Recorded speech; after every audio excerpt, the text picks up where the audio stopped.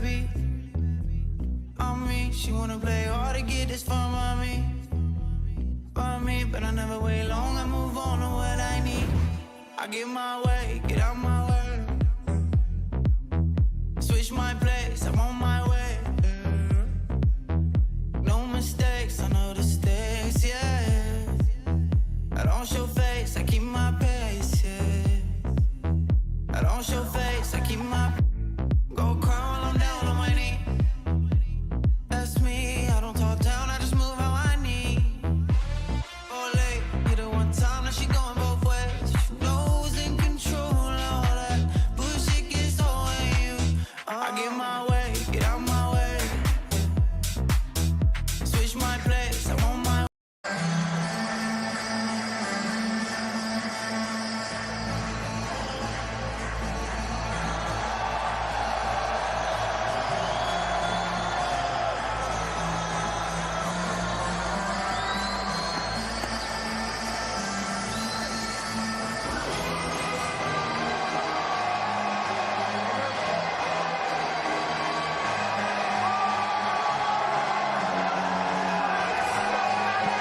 an absolute rock star, the budding lightweight contender, Paddy the Baddy Pimblett, making his way to the Octagon for the 7th time.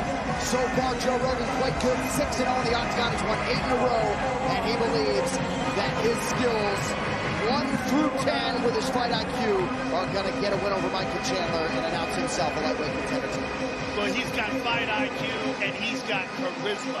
He's got charisma coming out of his pores, and everybody wants to watch. Whether you hate him or love him, all eyes are on Paddy Pimblett when he fights. And I think he has a tremendously underrated skill set, particularly his ground game. And as I was saying earlier, I think a lot of that is masked by the playfulness that he has, the talking trash and the accent. You think he triggers people? He triggers people. He triggers people. He gets them. Look, but the man can fight, and this is a huge opportunity for him tonight. Tonight's Prep Point is brought to you by Bud Light, the official beer sponsor of UFC. Massive fight for him. Joe, I never thought of it, but you're right. He's unassuming. He's having fun. He's smiling in your face. You get in the Octagon and the dude's a killer. Paddy Pimblett is the killer, man. This guy has tremendous skills. He can do just about everything in the Octagon. He's always been a great grappler, but now his striking is starting to catch him to the grappling. It's making him even more dangerous. All right, these keys to victory are brought to you by the Air National Guard. Serve your nation, serve your state, serve your way. Joe, what do you have for us on Paddy? He's got to manage the distance. Michael Chandler explodes. He charges in with ruthless knockout power, but Paddy is excellent on the outside. We really saw that in the Bobby Green fight. He's got to get the fight to the ground where he is elite. He has a tremendously underrated ground game. I watched what he does to people when he arm barred and triangled Bobby Green and put him out, and that's elite skill. And Paddy the Baddy is no more, right? He, at times, has come to the U.S. and put on weight after fights, but when you hear his family talk about what these twin girls have brought out of him, a totally different motivation and maybe even an increased discipline that did not reside within before. That is a scary proposition for the rest of the lightweight division. Paddy Pimblett trying to steal the show in Miami and extract Michael Chandler's number 7 ranking along the way.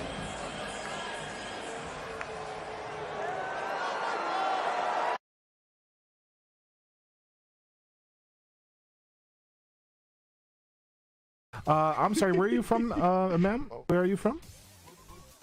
Io sono from Italia. Viva Italia, per favore, bella lure, mezzo mare, mamma mia, da maritare. Ciacinca, buah.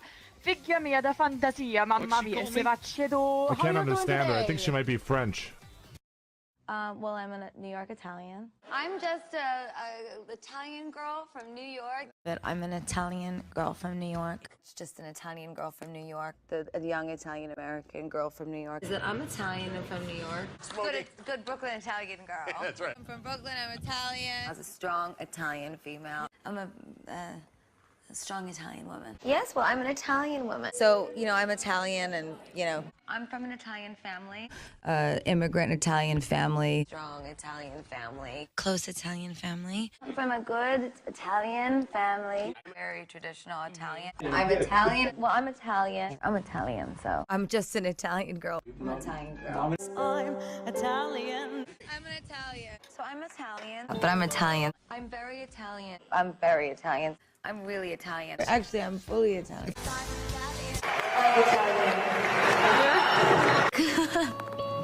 I'm Italian.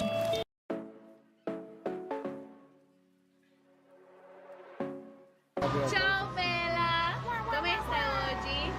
Daddy, Oh, look at you. I am a golden fucking god! Fuck these kids!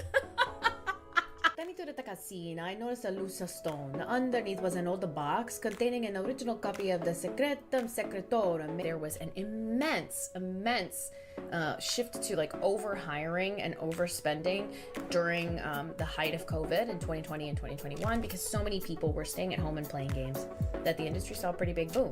There's been so many bad decisions up top with people chasing trends that are, you know, years behind by the time these games have published. That's what you saw with Concord. That's what you saw with XDefiant. Wow, damn, I have a huge bag.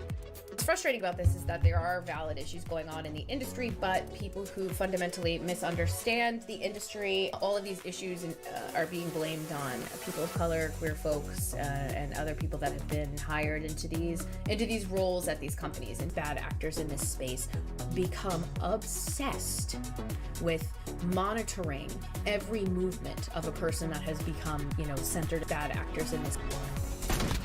Woo! Down one on the roof over here. God damn, that was pretty. Jarvis commenced goon. You can activate that army. They come in through Gamergate or whatever, and then they get turned into politics and Trump.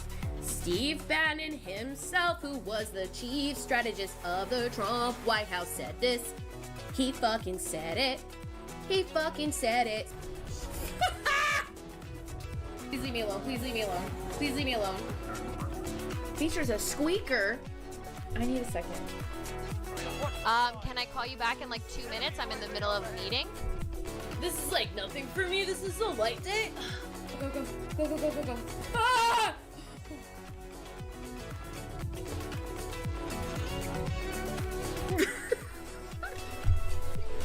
Many of the biggest Switch emulation communities often overlap with groups promoting Switch piracy.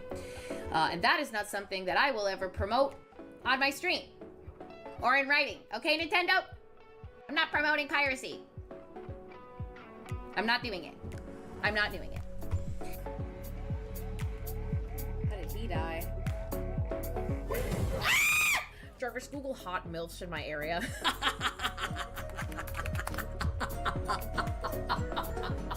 Jarvis, tug on my balls.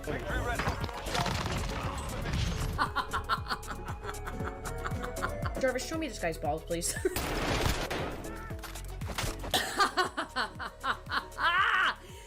Yes. Jarvis, open Grinder.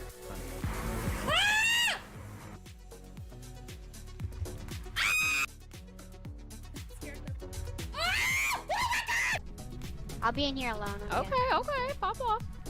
Jarvis, jerk my peanuts.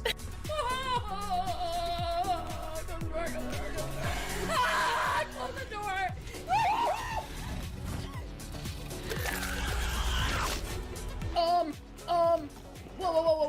Whoa. We don't want you around Okay, if you're okay, gonna be we're done. We're done. Okay, you're done. Sorry, fascist doggy. You didn't ask for that job. You didn't ask for it. Jarvis, empty this man's balls. You okay? I'm sorry I upset. Whoa, bro! What the fuck, dude? What the fuck, dude? Dude, I love dogs. I rescue dogs. I love dogs. Do not let me do any more Jarvis jokes today. Girl, stop! Stop it right now! You stop it! I can't do it. Games and or perks from any AAA publishers. And Ow, that actually hurt.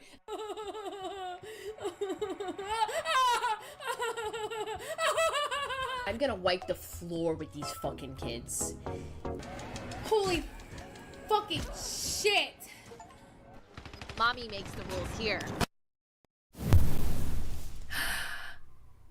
Buongiorno. So you've probably noticed I'm Why a young is white that man playing? Buongiorno. Buon pomeriggio. Buonasera. Come stai oggi? Thank you. This is my natural hair. Bonjour. Come stai oggi? My camera is not good. It is once again too bright. We shall fix it a little bit. The brightness is so far up. I look crazy. I look so crazy. I cannot afford a nicer camera. So we go with these. Ciao, ciao, ciao, ciao. How is everyone today? It is Monday. Boo hiss. It's fucking Monday. Doesn't matter for me because I don't have a full-time job.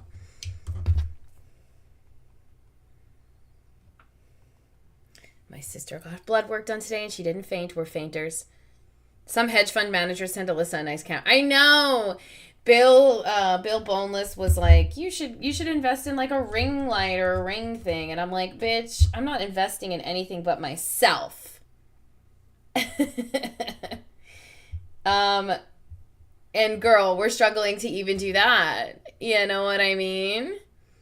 How is Big Mike doing? Thank you. You know what? I'm going to let him know. Let me take a little picture of that so he can see that everyone... Yeah, honestly, these are really bright. So I have two lights that face me, like when I'm streaming, and they're bright. Like I kind of feel like I'm going blind while I stream. Yeah, Big Mike is doing great. Thank you guys for asking. His surgery went very well. He was up and at 'em and walking the next day. So the magic of modern medicine, you know what I mean? I got the living shit beaten out of me. I played two. We don't want you around. If Thank you're you for gonna the be follow. a cunt. I played two back-to-back soccer games yesterday, which was a choice. Yes. Not only did I got mauled by the cat yesterday. Can you guys see this? I'll put it on full camera. I got mauled by the cat yesterday. I can't make the bed any further than it's made because Hellboy is sleeping. And so, God forbid, I disturb his slumber. So, the cat mauled me. I was napping before my game. And she got pissed off by one of the boys and ran across my sleeping body and scratched me and scratched Shane's face. So, hello, happy Monday. So, then I go to my soccer game immediately after getting mauled by my cat. Excuse me. And... I play back-to-back games, and I got a little beat up. It happens, that is kind of how these things do be going when you play some soccer. So yeah, I kind of got the shit beaten out of me, and I went to save the ball off the line and did a little slidey slide and ripped my ass open pretty badly, which is actually the picture on this was my butt last night, which I'm sure everyone will be very excited to see. And it looks even worse this morning. I can't show you because I'm wearing pants, but it looks even worse after. It is ripped up, bro. I have ripped up like a bad report card. Yes. I've gotten, so I'm like limping. If I get up, you'll see me limping because like I don't know if anyone here has ever had turf burn. Fuck. It sucks. It's so painful. It's like a burn. It's raw skin. It's like road rash. It's every which way you shift and turn and your skin moves. You're like, it burns. It's like carpet burn. Yeah. It burns like a bitch in the shower. It burns every time fabric touches it. I basically ripped myself a new asshole. I can't sit on the toilet like with my weight on my left leg. I have to like sit. So that's soccer. That's how I play soccer. I do not know how to half-ass anything. The AstroTurf is really rough on your body. and I still play soccer like I'm 22 when I'm very much not. So this is the consequences we suffer. So we have cannot half-ass and now has half an ass as a result. Stu, you got me there. Yeah, my butt is hurting. It's hurting. And I also like went in for like a crazy flick header and like tweaked my neck. I need to stop playing soccer like I'm a kid is basically what I've learned. Pin that. So, it's Monday. Did everyone watch Gagachella? Did we watch Gagachella? You guys know I'm a huge Lady Gaga fan. Did we watch Gagachella? It was live on the YouTube page for Coachella for a little while. Asgards, no. And even when I wore sliding shorts for a while, that was like kind of my go-to outfit was like tight Under Armour sliding shorts, like bike shorts, and then soccer shorts over them. It didn't even matter. They would curl up. They'd roll up. Green Day speaking up at Coachella and changing lyrics to speak up for Palestinians made me cry and feel proud to know they're one of the bands that influenced me to get into making music when I was a kid. Ugh. Green Day was the band that first introduced me to the Israel-Palestine issues when I was in middle school. So it makes me happy to see they've been consistent on their pro-Palestine position. Green Day always been cool. Turns out Green Day always been cool. And I love to have that confirmed. You know what I mean? I'm not LMAOing to you. That's in the YouTube chat. Yes, it was Coachella this weekend, the first weekend of Coachella, and Lady Gaga performed. Girl, she turned it the fuck out. Green Day made a huge pro-Palestine statement. Amyl and the Sniffers made a pro-Palestine statement. Bernie Sanders was there. He introduced, is it Clairo or Clyro? I've never said her name out loud. I don't know how to say it. Revenge of the Sith 40X tickets are available. Autumn, you're amazing. I might buy them right now. 40X. Revenge of the Sith. Not that I have money. Oh my god! New York. Oh my god, oh my god, oh my god. What do you mean no showtimes found? When does it start? When does it start? When is it? Is it in May? When is it? Is it in May? Oh, it's the end of April, isn't it? Why is it not showing any? Is it because I didn't pick a theater? Change location. Okay, hold on. Theaters. Theaters. Try a different location. Use current location. Allow while visiting the site. Are you doing it? Is it working? Are you listening to me? Why is it so difficult to do anything anymore? Regal Union Square, Regal Essex Crossing, Regal Battery Park, Regal Times Square. So I've done Times Square. Let's go to you. Why won't you just let me? Okay. Regal Times Square. What day does it come out, Red? April 24th or 25th. Thank you so much. Oh, there it is. Okay. Oh my god, I can't even do either one of these days. No, I can't do either one of these days.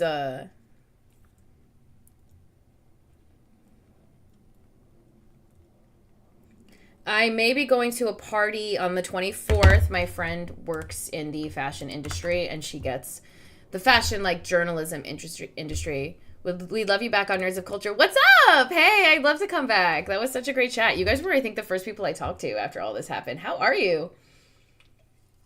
Yeah, my friend is inviting me. We don't want you around if you're going to be a cunt. A cunt. Thank you for the follow. My friend is inviting me to some fashion party on the 24th. And then a Christo-fascist maniac owns Coachella. Oh, wait, I did know this. I know Clairo, but I don't know how to say Clairo's name. Is it Clairo? Or I think it's Clara, whatever. And then the 25th, I'm going to a Yankee game with my dad and my boyfriend and my cousin. Yes, shoot me an email. Thank you so much. Oh, fuck. Speaking of, I forgot I need to text my email to... Oh, my God. Total brain fart. I'm just texting my rock star contact. We're going to see the Yankees. Yeah, I know. The party would be fun. And they're torpedo bats. Yeah, I don't even know how those are legal. But, you know, we only had your Kotaku email. Wait, yeah, dude, I'm not at Kotaku anymore. My email is in my Twitter bio and elsewhere. It's my Alyssa Merck at Gmail. Yeah, dude, I'm not at Kotaku anymore. What's your favorite game of all time? Actually, Sully, I'm really glad you asked that because later on today, we are going to be playing my favorite game series of all time, Arrow. So it's Claro. I know, don't worry. I am going to be playing my favorite video game series of all time. We're going to start a brand new playthrough of the Mass Effect Legendary Edition, which is all 3 Mass Effect mainline games fully remade and remastered in all their glory. And that is my favorite game of all time, is Mass Effect 2. So we're going to be playing that, which is very exciting. But before we get into any of that, and we are going to cover some news, I want to ensure that everyone here is paying attention. Mailshop or Femshop? Come on, Femshop. Jennifer Hale is so good. BioShock series and have Mass Effect as my follow-up when I finish Infinite. Yeah, I am... I realized the other day that, like, I want to start playing games, like, consistently with you guys and, like, actually be consistent with them rather than, like, ping around. And Mass Effect is the best way for me to guarantee that I'm going to be consistent because I will always want to play Mass Effect. Although I need to find my plug for my controller. I may not have it, but we'll figure it out. Before we go any further, I need to ensure that everybody has their prerequisite required 3 bisexual drinks in front of them while we are hanging out. If you do not have those 3 bisexual drinks, you will be fucking canceled. And you know what happens when you get canceled? Nothing. In this society, nothing. In our society, something else. Today, my 3 bisexual drinks are in my titty mug. Some Schnapple. Pete, you're canceled. I have some New York City tap water in my 2024 Stanley Cup Playoffs New York Rangers Cup. And then I also have a Beach Plum La Croix. Oh, La Croix. This drink's green. I love Femshep. No, I like Mark Meer. I like Mark Meer too. I was always like a little bit like, fuck Mailship. I love Femshep. And then I did an interview. I bet I can probably find it. Mass Effect, Jennifer Hale, Game Trader. I interviewed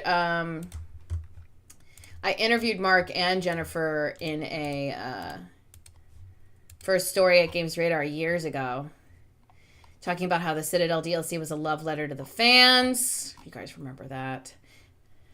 Jennifer Hale and Mark Meer sat down with us for a chat for Mass Effect N7 Day. What else did they say to us? Jennifer Hale and Mark Meer. Wait, is this my big story from them? I had like a bunch of stories. Yeah.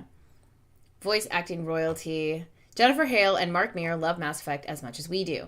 The iconic voice actors who both play Commander Shepard in the influential and beloved BioWare trilogy are just as invested in the adventures of the Normandy and its crew today as they were 14 years ago when the original Mass Effect launched. Now, here's something else that I need to tell you guys. Yeah, Jennifer's so good. She's just so good. And she does so many things. Like, she does a ton of cartoon voices. Yeah, I think he has. Let's check what Mark Meer's been doing lately. Mark Meer. Yeah, not anything that we kind of recognize. He did, wow, I don't recognize anything here. To be fair, and like I said, I do really like him and I think he's a really good guy. I don't know how good of a voice actor he is. He was in Vampire the Masquerade, the TV series. Oh my god, I'm so sore. Fallout Brotherhood? I don't even know what that is. A lot of weird little shorts, TV miniseries, a short, a TV miniseries, a podcast series, a short, a TV series, then just a few video games. He really hasn't done much in the last decade. That's rough. There's Mass Effect 3 Citadel is like the last big... Oh, he did The Long Dark, which is cool. But yeah, everything else on here. It's been a minute. Which you should play for the chat, Bayonetta 3. Yeah, I want to play Bayonetta 2. Jennifer Hale is like, oof, that bitch, and I say bitch in a positive manner. She is incredible, and she's just prolific. The bitch is everywhere. Also, like, eat, mother, eat. Eat down the house boots.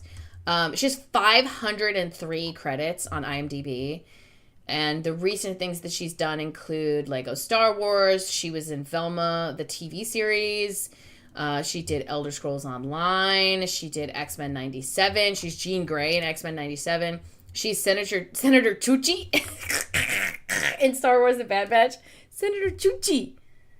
I do investigative journalism. So come on, how do you think I got myself into this pickle where I don't have a job? Bitch. Investigative journalism, of course, mama. This is what we do. This is what we do. It's what we do. I have played a little bit of South of Midnight. I have it on my Xbox. Not playing it as much as I would like to because I hope you guys can understand that I am in a mental state where I really do not want to get upset, if that makes sense. I don't know what just happened to my camera. I'm in a mental state where like I'm very sensitive right now, and South of Midnight is very emotionally intense. I am avoiding that as much as I can right now because I just don't really want to go through it. But I have been enjoying it. Yeah, no, Jennifer Hale's done everything. She's in The Bad Batch, she's in Mortal Kombat, she's in Diablo 4, she's in High on Life, she's in Midnight Suns, bunch of WoW stuff. She's Bayonetta 3, Overwatch 2, she's Ash, Return to Monkey Island, she's done Star Wars The Old Republic, Legacy of the Sith, she does a voice of someone in the Witcher animated series, she's done someone on Love, Death, and Robots, she's done someone on, damn dude, Star Trek Lower Decks, she's in Marvel's Avengers game, she just does voice after voice after voice after voice after voice. The woman is prolific in every sense of the word. Yes, South of Midnight is very intense. Emotionally. It's beautiful and it tells a beautiful story, but like Rihanna Manuel Pena said, it can be it's a lot. It's emotionally kind of taxing. So in my current state, I'm avoiding that as much as I can. But yeah, I interviewed them a while ago, and also these are some of my pictures from Mass Effect Legendary Edition's photo mode. Honey, baby girl, Miss Ma'am. I'm obsessed. But that's not what we're talking about right now. We have some game news to cover. And if you guys have anything that you would like covered that you don't see here in the lineup, just drop something in the chat and maybe we can chat about it.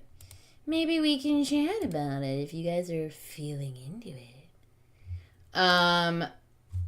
I'm here to chat. I'm here to explain things to you. I'm here to demystify the video game industry as much as humanly possible. One Twitch stream at a fucking time.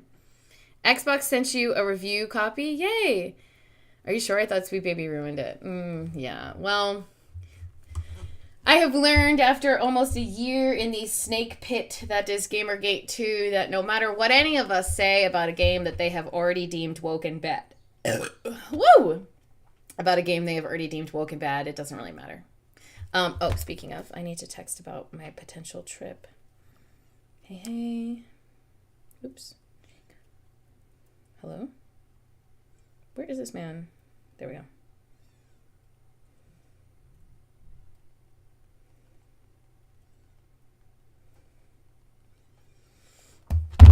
$9.10 burp, thank you. How is Grums doing anyway? You know, girl, Mark Kern is a snivelly little cretin, a total fucking weird pervert, and a terrible person. Do you have any experience and or interest in TTRPGs?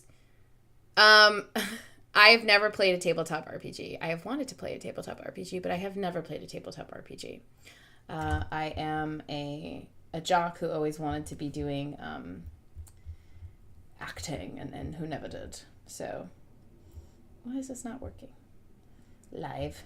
Make me go live.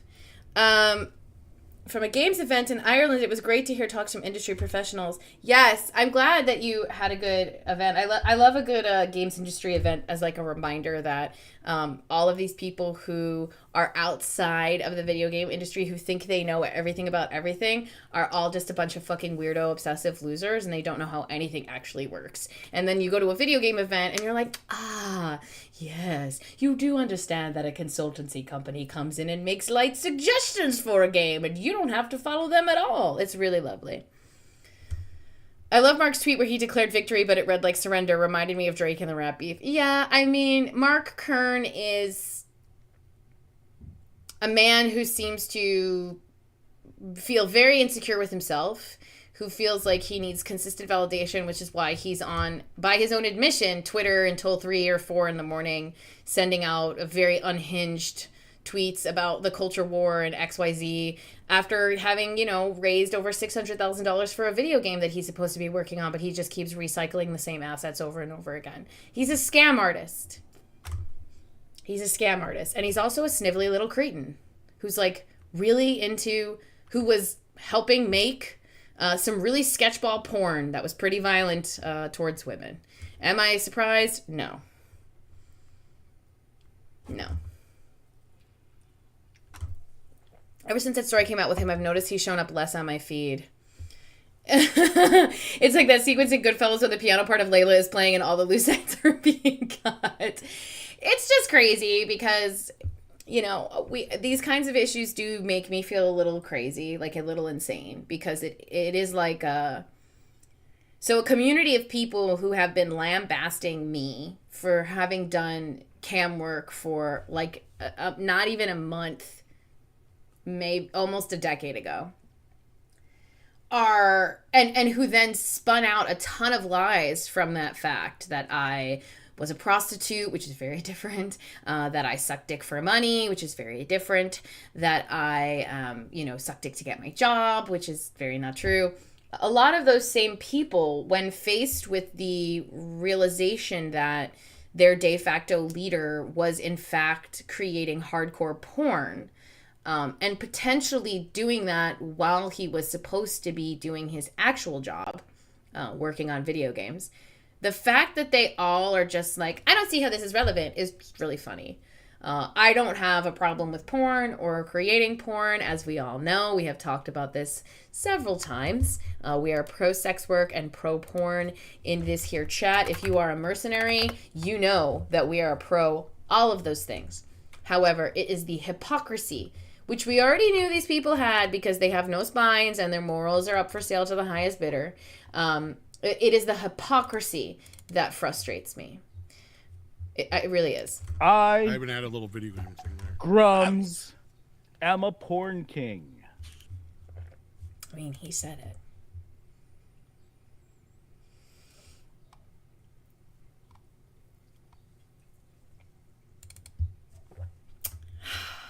No, there has been no game dev more persecuted and harassed than me.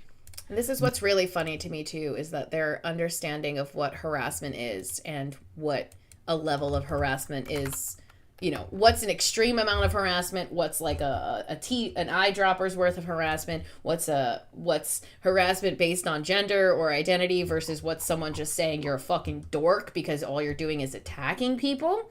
I just think it's very interesting. Man is pushing 60 and he's acting like he's 16. I was fired from Blizzard for stealing breast milk.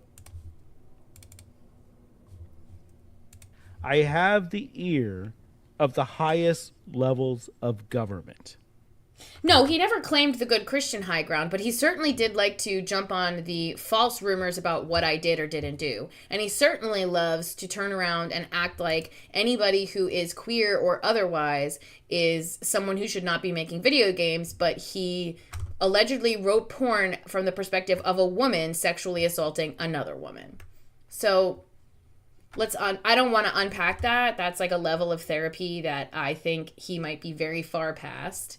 But these are these kinds of people. They have no morals. They have no spine. Their morals will shift and change with the wind. Whatever they think they can earn or get from changing their ideologies, they will do it. And to me, that is the most dangerous kind of person.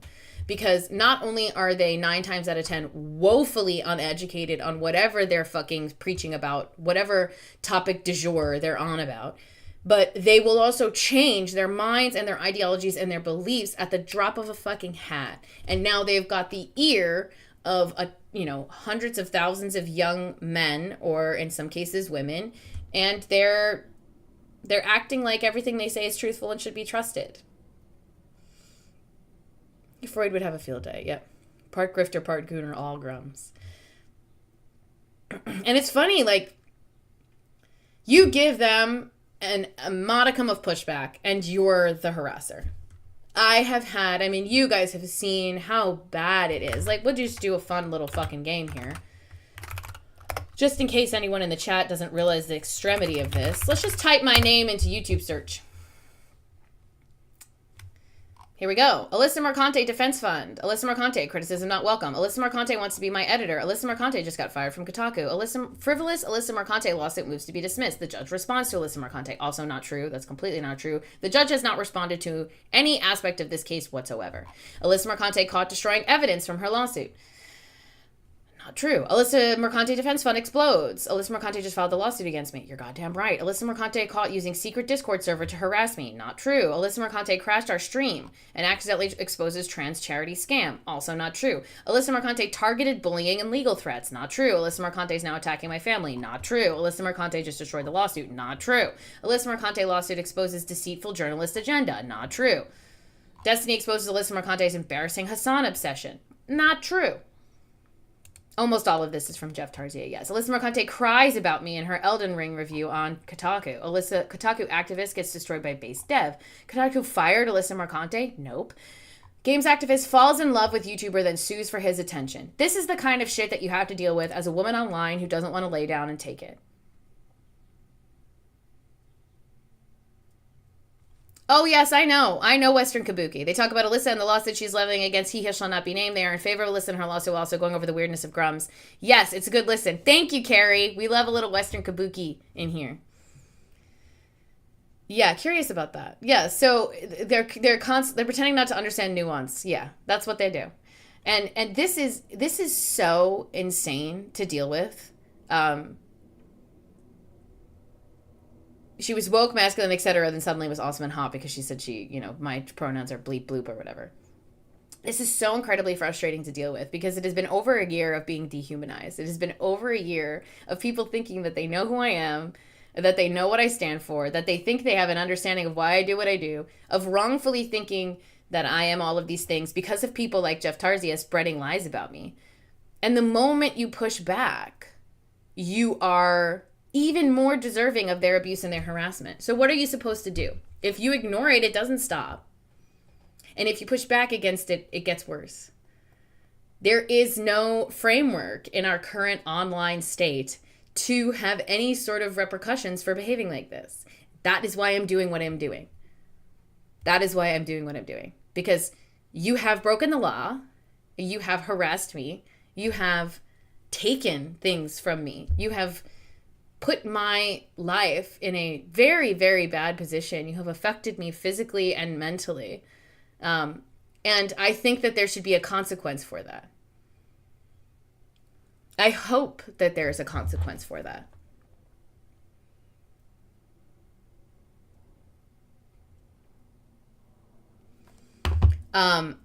And that's why I'm doing this. And that's why I'm not going to stop doing this. I'm not backing down, and I'm very confident. Alyssa Mercante is starting to scare me. This from a man who followed me to a bar that I was at in San Diego and claims that he didn't. But an hour and change after I posted I was at this bar, he showed up. He showed up. And claimed it was because he always goes to barcades. It's like, okay. Okay, sir. San Diego's a big city, and you don't live anywhere near downtown. Yes, he did. Thankfully, I had already left because I do not know what would have happened if we actually crossed paths in public. There are a lot of people in this space who have behaved in ways that make me actually scared. There are messages that I've gotten from people that did concern me and did worry me and did freak me out. Hang on, I'm getting a text from Destiny FOMO. I'm gonna sneeze though. Yeah, so Rin, I can talk about the basics of this, right? I can't go into details. I can't go into, I'm not going to talk about what me and my legal team discuss. I'm not going to talk about the details of the things we're going to be filing. I'm not going to talk about where I think I stand in the situation. I'm just going to say that I'm doing what I'm doing for a very specific reason, and because I believe that I have been wronged on a lot of levels, and that is what our initial filing, which is public, says. And you know, I stand by that. I do give these messages to the cops. I have filed a police report. But yes, the fact that I almost had to see Jeff Tarzia face to face in San Diego, I don't know how that would have went down. But I'm very glad I did not see him. I'm very glad that I had already left that bar and was across the street smoking a joint, because that would not have been fun. And I don't ever want to see that man until it's in a courtroom. And I have a cute little courtroom outfit on. Yes. No, it's okay. Yeah, no. So there are things, you know, you can talk about the filings of the case. You can talk about the facts in the case. I don't want to get into too much detail about them, but, you know, I'm not going to waive my privilege and say anything that I've talked about with my legal team because I'm not stupid. But I will say that I look forward to my day in court. And I think this is a situation where, you know, anybody who's not terminally online and plugged into this stuff would take one look at the facts, and I think they would believe, you know, I think they would lean a certain way. I think any jury, because this would be, if it goes to trial, a trial by jury, I think any one of them would look at this and they would make a pretty clear decision. So we'll see. Thank you. I really appreciate it. It's very exhausting, and it has completely upended my life, and it has made me, you know, question my value and worth as a woman and as a worker. And I don't think I should suffer because of all of that. Crazy concept, you know, crazy concept. Don't think I should suffer for doing my job and doing it well.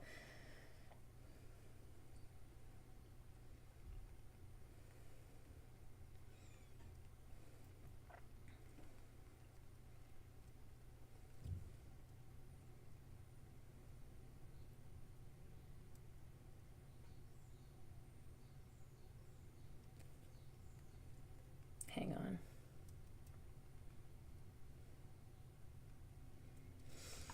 Of course, they're more yeah, it's interesting. I'm just tired. I'm tired, and it makes me very sad.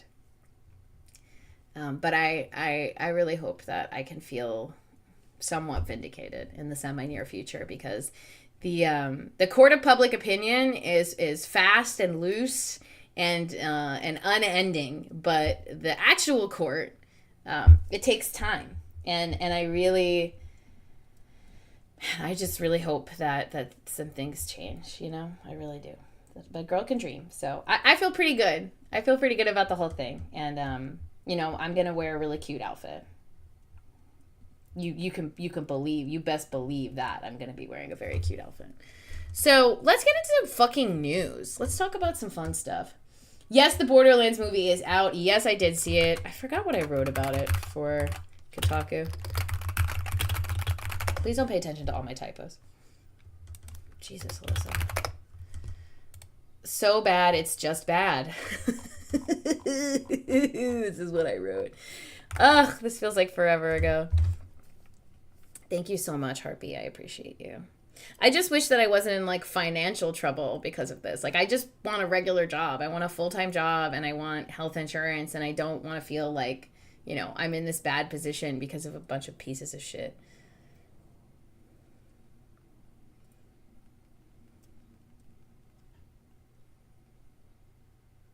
Why is my sister texting me? Why is everyone texting me when I'm live? Imagine not standing mommy. Could not be me. We need to put tariffs on audio equipment. That's actually really funny. So yeah, the Borderlands movie was terrible. I saw it to write this review. I said that I can't, an hour after leaving a screening, I'm staring at a blinking cursor in a blank Google Doc, urging inspiration to strike. Surely a live-action movie based on the wildly successful edgelord video game franchise from 2K and Gearbox would inspire a couple hundred words, right? Surely a star-studded cast would prompt a spark of creativity. Surely the vibrant visuals, cacophonous explosions, and poop and pee jokes would destroy the writer's block dam, sending forth a surge of witty words and succinct sentences. But I'm at a loss. Borderlands is not just bad. It's depressing. Yeah, and they let Kevin Hart to play, like, the straight man. Like, what are you doing? Like, I'm not going to ever believe that Kevin Hart is, like, a soldier. Come on, guys. Hang on really quick. Oh, this could work. Oh, God, that might not be the move. Sorry, I'm looking.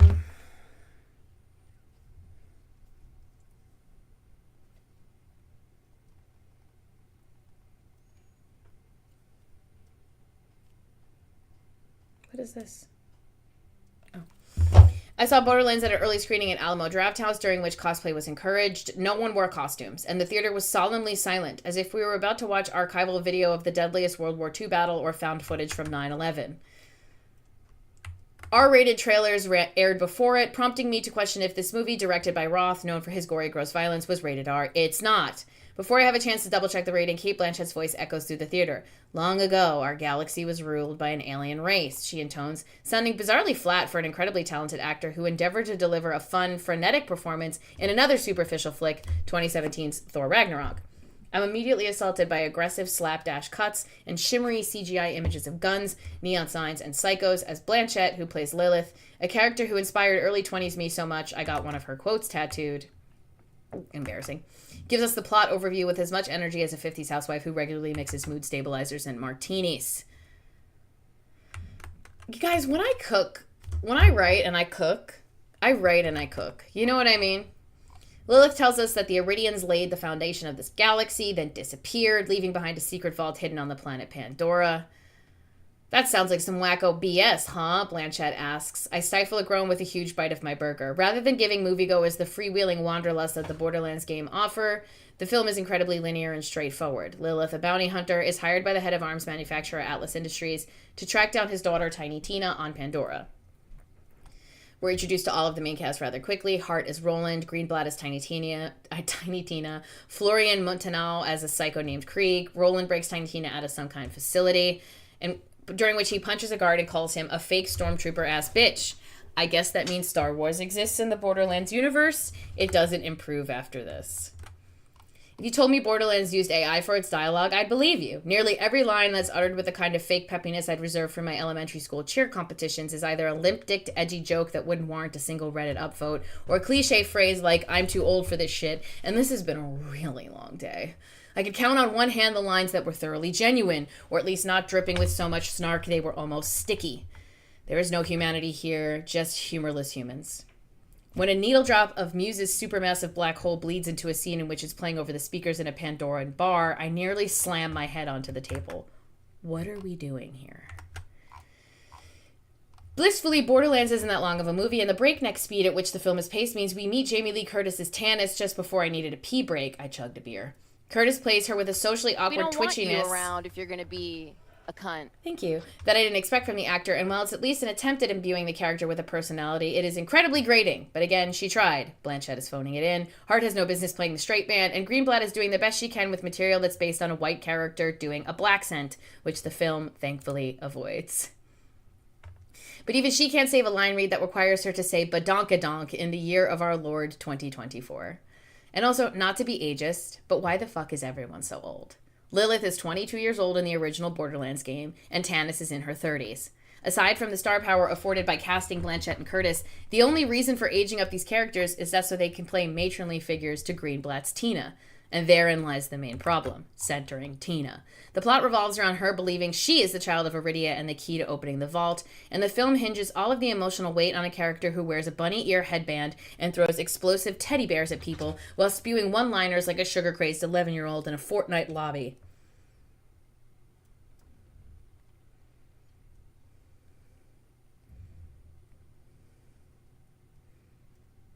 Hang on, it's about my flight to Italy.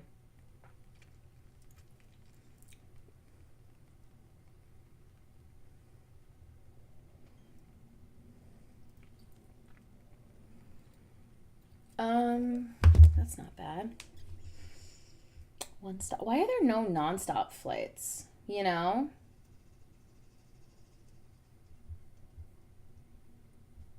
Yes, I'm looking at my own flights. Well, don't ask. Don't ask. Don't ask, you know? Just don't ask. She does not inspire any sort of empathy, even with Greenblatt's valiant efforts and Blanchett's only real acting taking place in their scenes together. It's like making a Gears of War movie with a Carmine brother at the center. It's going to be annoying from the jump. Oh shit, I forgot. I forgot I was supposed to keep it as a surprise that I'm going to Italy. God damn it, Autumn. I fucking...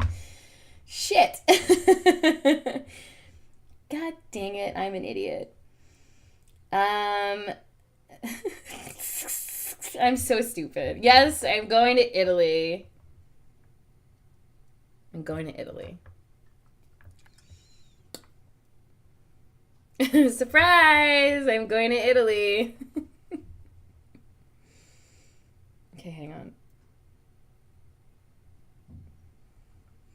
Please do not judge me for...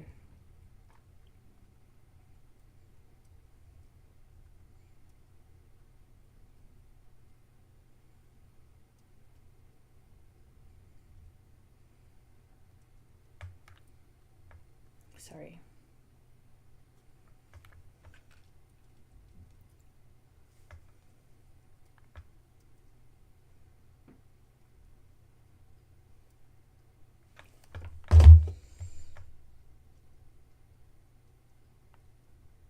Oh, wait.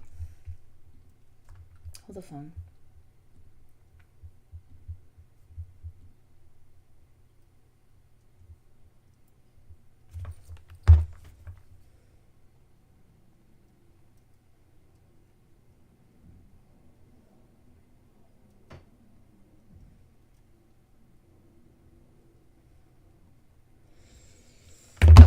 We did it. Sorry, guys. Sorry. All of this takes place in a weird CGI world that occasionally looks decent, but is more often an illegible green screen mess of explosions or muddy, dark, murky nonsense. Lilith's flame orange hair and comic book costume set against a dusty, bland landscape and broken down industrial buildings is visually and tonally jarring. It's like the filmmakers got halfway to making a movie inspired by the self-shaded world of Borderlands and then dumped it all onto the sets used for the Halo series. Speaking of costumes, I'd love to know what the budget was for push-up bras. Tannis, Mad Moxie, and Lilith all have their breasts pushed up so high they're nearly in their throats. It is so desperately 2006, so reminiscent of the Victoria's Secret fashion show, that I couldn't help but giggle. Boobs, am I right? By the time the film ends and Jack Black's claptrap pops up onto screen during the credits to lament the loss of his Easter egg, I am ready to go home and cleanse my palate. I need some proper aughts trashiness, some expensive needle drops, and some questionable costumes. I get home, plop down on the couch, and turn on Gossip Girl. At least this has personality. The Borderlands movie isn't so good. It's surprising, and it's not so bad it's worth a hate watch. It is simply sad. It feels like the result of a bunch of suits who sat around a glossy mahogany table, like in that one Key and Peele sketch, and reminisced about the early aughts, a time before the financial crisis, a time when the term cancel was reserved only for television shows, a time when Muse was one of the biggest rock bands on the planet. It is devoid of humanity and personality, despite trying very, very hard to establish that it is quirky. It is the woman with frozen peas on her head in the grocery store aisle. She's so crazy. Love her. It should not exist. And apparently Eli Roth blames COVID and Zoom as to why the movie did not do well.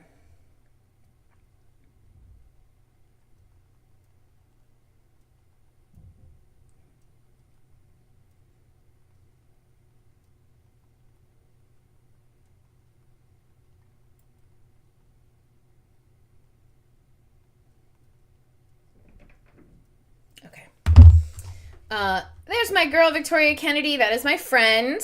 My actual friend. We love Victoria. We love her. Director Eli Roth has shared his thoughts on what went wrong with last year's Borderlands adaptation, which was a critical and commercial flop. Why did it fail? Well, Roth believes that the circumstances around the film, such as the COVID pandemic, didn't do the team any favors. Really appreciated the Devil May Cry show using Limp Bizkit for its title song. Gives me that aughts edginess up front. Too bad that guy likes Asmongold, so now I'm never going to watch it.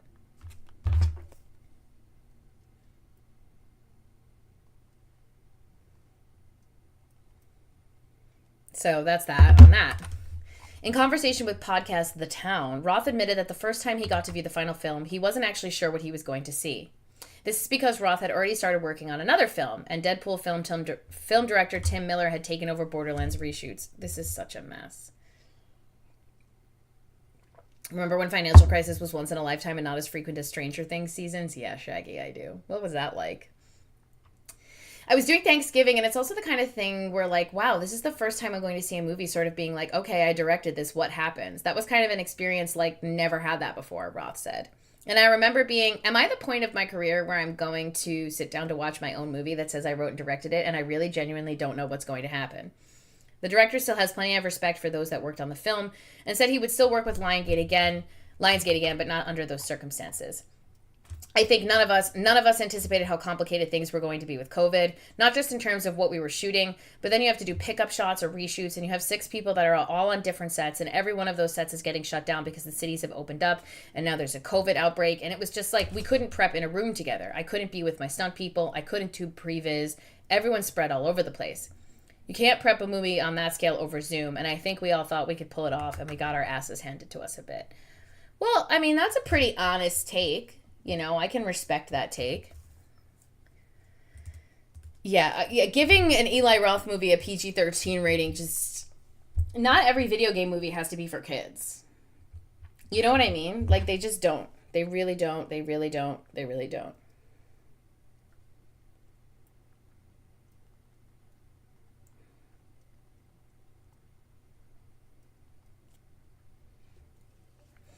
It's officially spring. The ice cream trucks are running. Yay!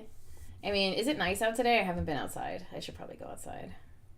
I should probably go outside, but I'm here with you guys, which is kind of fun. We are hanging out. Watching the What Happened video by Matt McNussels about the Borderlands movie. How long is it? Branded a disaster and a huge misfire. One review called it lifeless, unfunny, and a visually repulsive dud. Oh, that is... Wow. Disappointing movie hadn't hurt the Borderlands video game series, but had given it a boost. Okay. Outside is overrated, especially in Georgia. Yeah, but what's the weather like right now? Let me see. Let me see. Weather. 60 degrees! It's gonna rain tomorrow. I'm so sick of the rain. 21 minutes. Okay, that might be a little too long to watch right now, but maybe we'll put it in the docket. So yeah, Borderlands failed because of Zoom and COVID, not because it was creatively bankrupt. And this is one of the other things that, I don't know, people are getting mad about today. Isn't it just like exhausting getting angry all the time about stuff like this? There is a mode in Death Stranding 2 that will let you clear the bosses without actually defeating them, which is... If I was back home in San Diego, I'd be on Cowell. Where's Cowell's Mountain? Snowing sideways where you are? Where the fuck are you in Canada? Yeah, so it's only a few people, and it's the unfortunate thing is that I am so plugged into the grifter sphere and grifter world that I can kind of predict what they're going to come after. I have a few friends that we're in a group chat, and we chat about, all this stuff all the time. It's actually really helpful because I don't like to bring this stuff into my real world and my real friends. Like when I go play soccer, I'm not Winnipeg. Oh, cool. Are you a Jets fan? It's a $10 chat. It is not the $10 paywalled Patreon that doesn't exist. Unfortunately, that does not exist. I did not go over that stream yet, but that's like kind of old now, isn't it? I don't think it's like worth us touching on. Fuck yeah, it's all we got. Hell yeah, go Jets.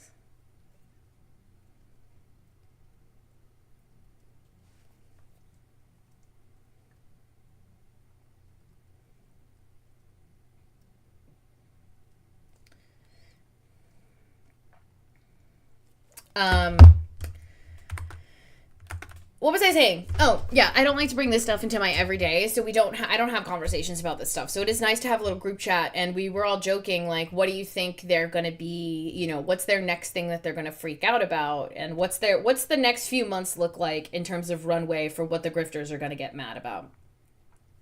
We called Marathon. We called The Last of Us Season 2. Once this was announced, we were like, they're going to go after this. And it's because they have this same running joke that they had during Gamergate 1, that like journalists can't play video games, and they think this is like a journalist mode. When really it's a mode that exists for two reasons. Number one, it exists for on an accessibility level. There are people who are not great at video games who should be able to play story-driven games without, you know, struggling to the point where they can't do anything.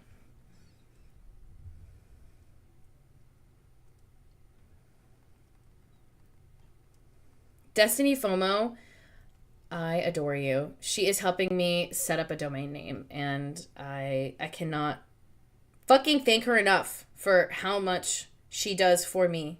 Noise complaint? What are you talking about?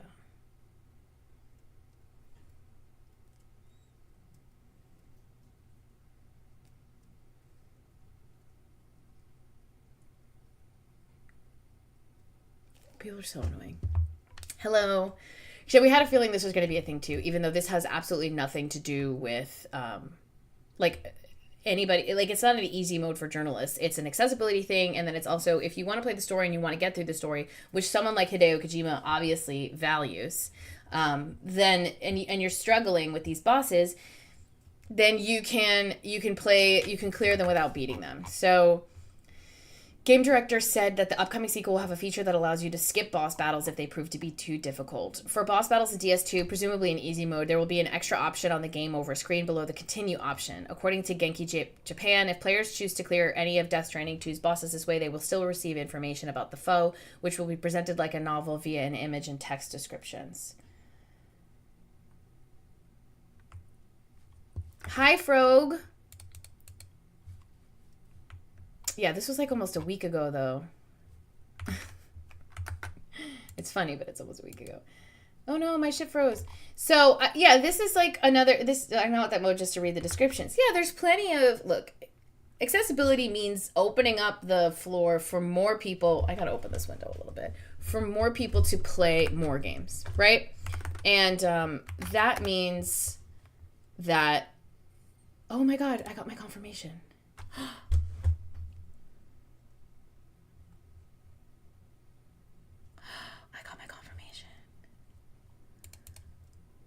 I got my confirmation for my flight. I got my confirmation for my flight.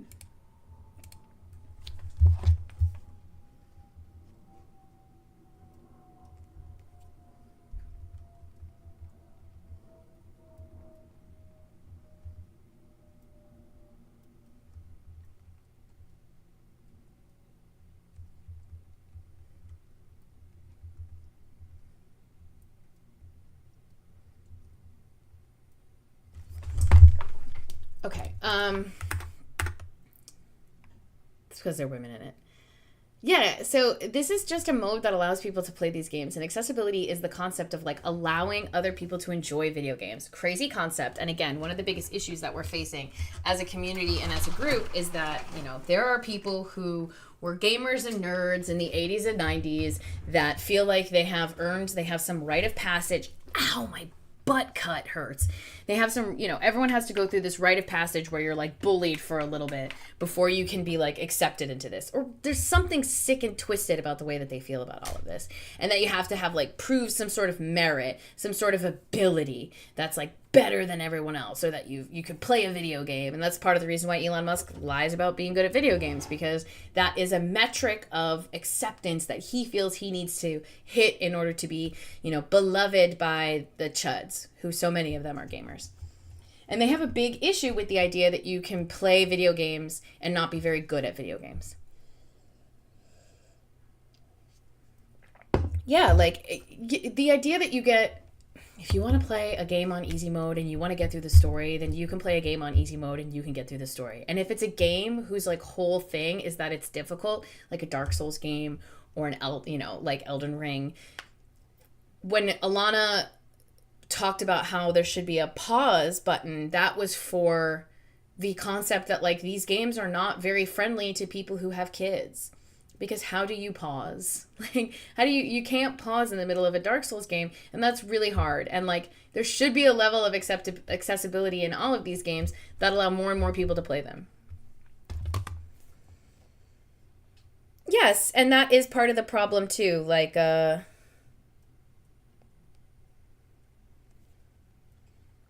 have...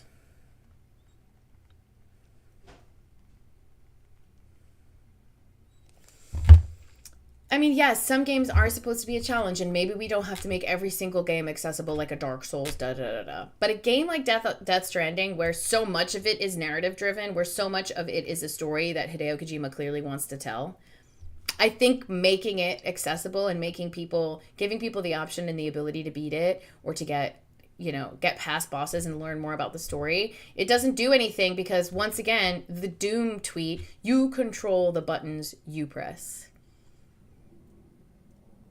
I was once again thinking about Yoshi P talking about his pride as a gamer when making accessibility features that you're meant to swap out like training wheels. Accessibility options, just let BRB chat, don't be gross while I'm out. As long as it's an option you can turn off and on. Then if you don't want to have that on, then just turn it off. And I think, we saw some people being like, well, it's got a journalist. I'm pretty sure Grumps did it. Let's look. Fuck. Why do I always have to look at this man? I'm pretty sure it was a Mark Kern thing. And of course, because they all have the same ideas, right? None of them are original. None of them come up with anything that like is actually gonna, there's no original thought there. They're just passing around the brain cell. You know what I mean? Where is it? Yeah, here we go. It's just so disingenuous. It's so disingenuous. It's so disingenuous. So disingenuous. Really, can we stop? We can stop catering to journalists. There are only about 24 left, according to Jason Schreier, spelled wrong. Death Stranding 2 will let you clear bosses without beating them. Lord.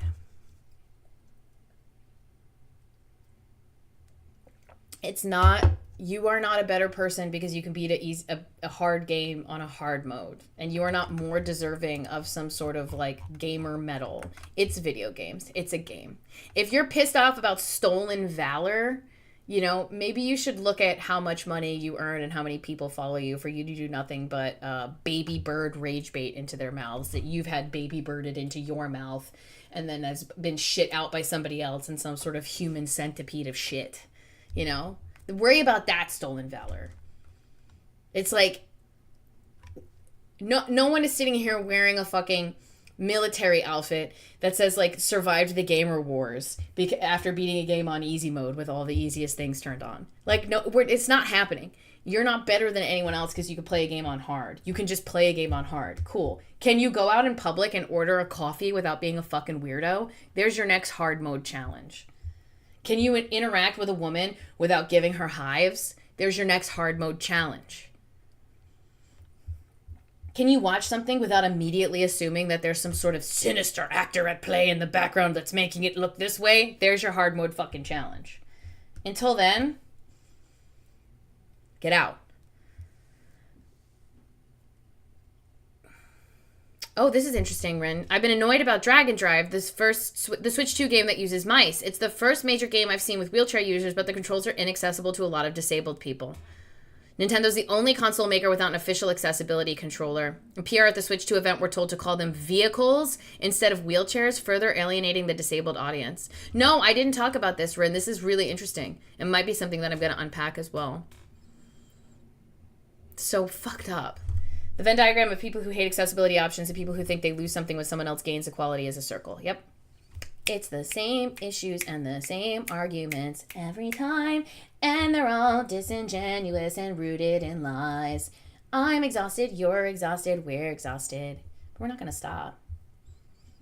We're not going to stop. If you want to stop me, you're going to have to fucking kill me. TikTok. Yeah, vehicles and not wheelchairs. That is really fucked. Okay, I'm going to ask a few people that I knew were in that chat. We're at that press event. We're going to get some details on that. So yeah, I think this is a cool thing. We like this. It's not a bad thing. You're supposed to talk them roly-polars, right? Yeah, the Nintendo PR writer. Yeah. Yeah, it's giving that. It's giving that. Awkward. Very awkward. No, it's okay. There's a lot. You guys are chatting back and forth. It's hard to keep track of things. I appreciate you.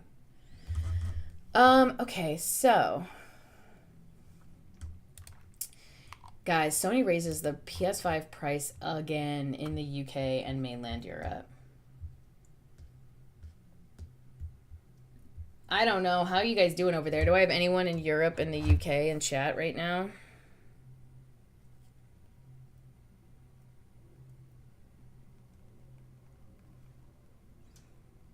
Oh my god, Destiny bought. Oh, it's so cute. Oh. I have a domain name thanks to Destiny FOMO now. It's so pretty. Oh, I love this. Thank you. It's so cute. What a sweetheart. So, anyone in UK and Europe? ADHD streamer impossible challenge. I know I'm struggling. Oh, Ren. Yeah, dude. What's going on? Dude is non-gendered, by the way. Sony has raised the price of the PS5 once again, with increases in the UK, mainland Europe, Australia, and New Zealand. The digital edition will now cost 40 or 50 euro or pounds more and will sell for 430 pounds or 500 euros, up from 390 and 450. That is a lot. The price hike was announced in the early hours of this morning via a blog post in which Sony blamed the tough decision on the backdrop of a challenging economic environment, including high inflation and fluctuating exchange rates. In Australia and New Zealand, the price of both the PS5 digital edition and PS5 with a disc drive will increase to 750 Australian dollars or 860 New Zealand dollars and 830 Australian dollars or 950. How much? That's kind of crazy that they're right next to each other, Australia and New Zealand, and then they're like, there's a huge disparity in their dollars. How does that work?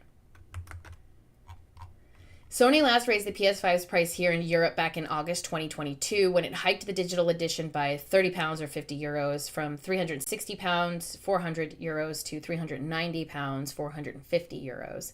This second round of price rises? They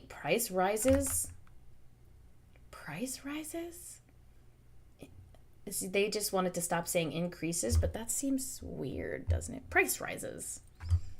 I don't know. Means the PS5 digital edition is now, in pure monetary terms, 70 pounds or 100 euros more expensive than when it originally went on sale. That is crazy. Like, this is the Nintendo logic, right? Like, not even just, this is like Nintendo logic on crack. We're not even just not, discounting anything. We're making it more expensive. What? That doesn't make sense to me. I'm not very smart with money, but that doesn't make any sense to me. But as Sony taketh, so it giveth at least something back. If you did still want a disc drive add-on, this has been slightly cut in price, down to 70 pounds or 80 euros. Maybe there's plenty of those still lying around the warehouse. They could have said inflation. Yeah, price rises. Raises? Either way, that doesn't work. At 430 euros, the PS5 digital edition is the same price as Nintendo's forthcoming Switch 2 bundle with Mario Kart World. Equally notable, Argus, which is a retailer in England, is still offering the PS5 Astrobot bundle, including a disc drive, at $430 as well. So you could get a game with it for the price of what the digital edition is. A game with it and a disc drive for the price of the digital edition. That don't make no sense. Hello. Moreover, at EE, another retailer, the PS5 digital edition with Astrobot is still going for £329, a full £100 less than Sony's looming price rise for the UK. Might want to get on that. If you guys don't have a PS5 and you live in the UK, you might want to get on that sooner rather than later, because it looks like there's some fuckery afoot.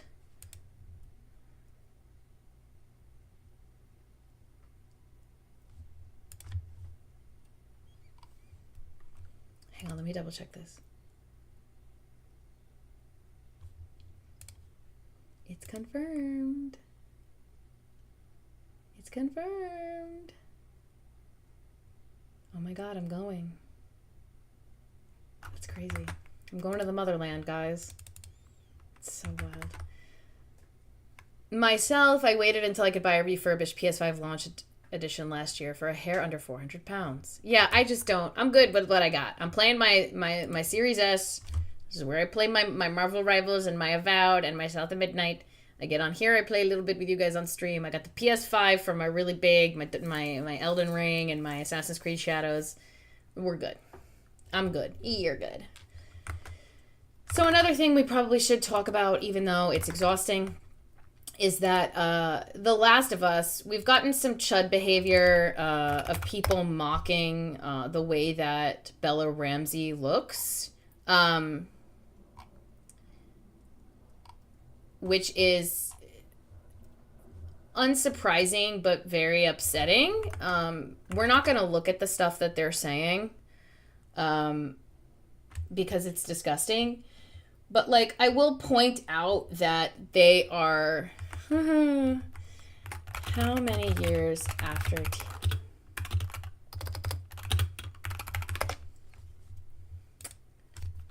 Okay, so...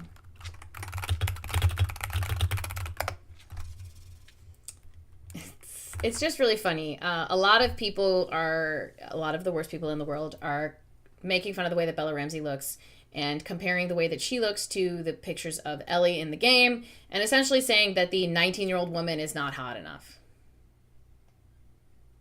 I don't want to stoop to their level, but watching a bunch of men who look like their mothers were cursed by a witch during pregnancy is wild. Yes. So this is something that I said all the time, and I will say it again. I believe you should never make fun of the way that somebody looks unless they're a piece of shit. And then you can. Then it's fair. If you're sexist and racist and transphobic and fucked up in every sense of the word, I'm going to make fun of the way that you look. Sorry.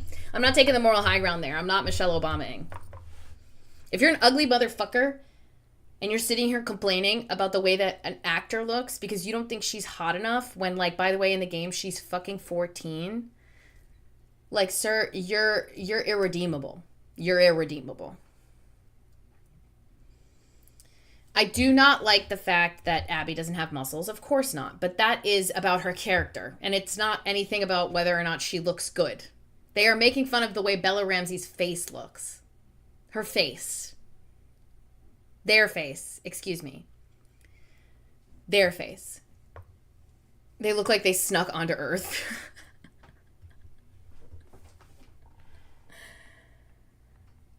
Yeah, Ellie's 19, though. She's 19. And if you're sitting here and you're like 50 and you're complaining about the way that she looks, is it because you don't want to fuck the 19-year-old? Come on. And also, like, who fucking cares if she's not pretty? This isn't a game about the most beautiful woman in the world surviving the zombie apocalypse. It's about a young girl. And if you think that, like, a character needs to look like a TV show character is supposed to look like the video game character in a one-to-one comparison, you're simple. Like, you're simple-minded.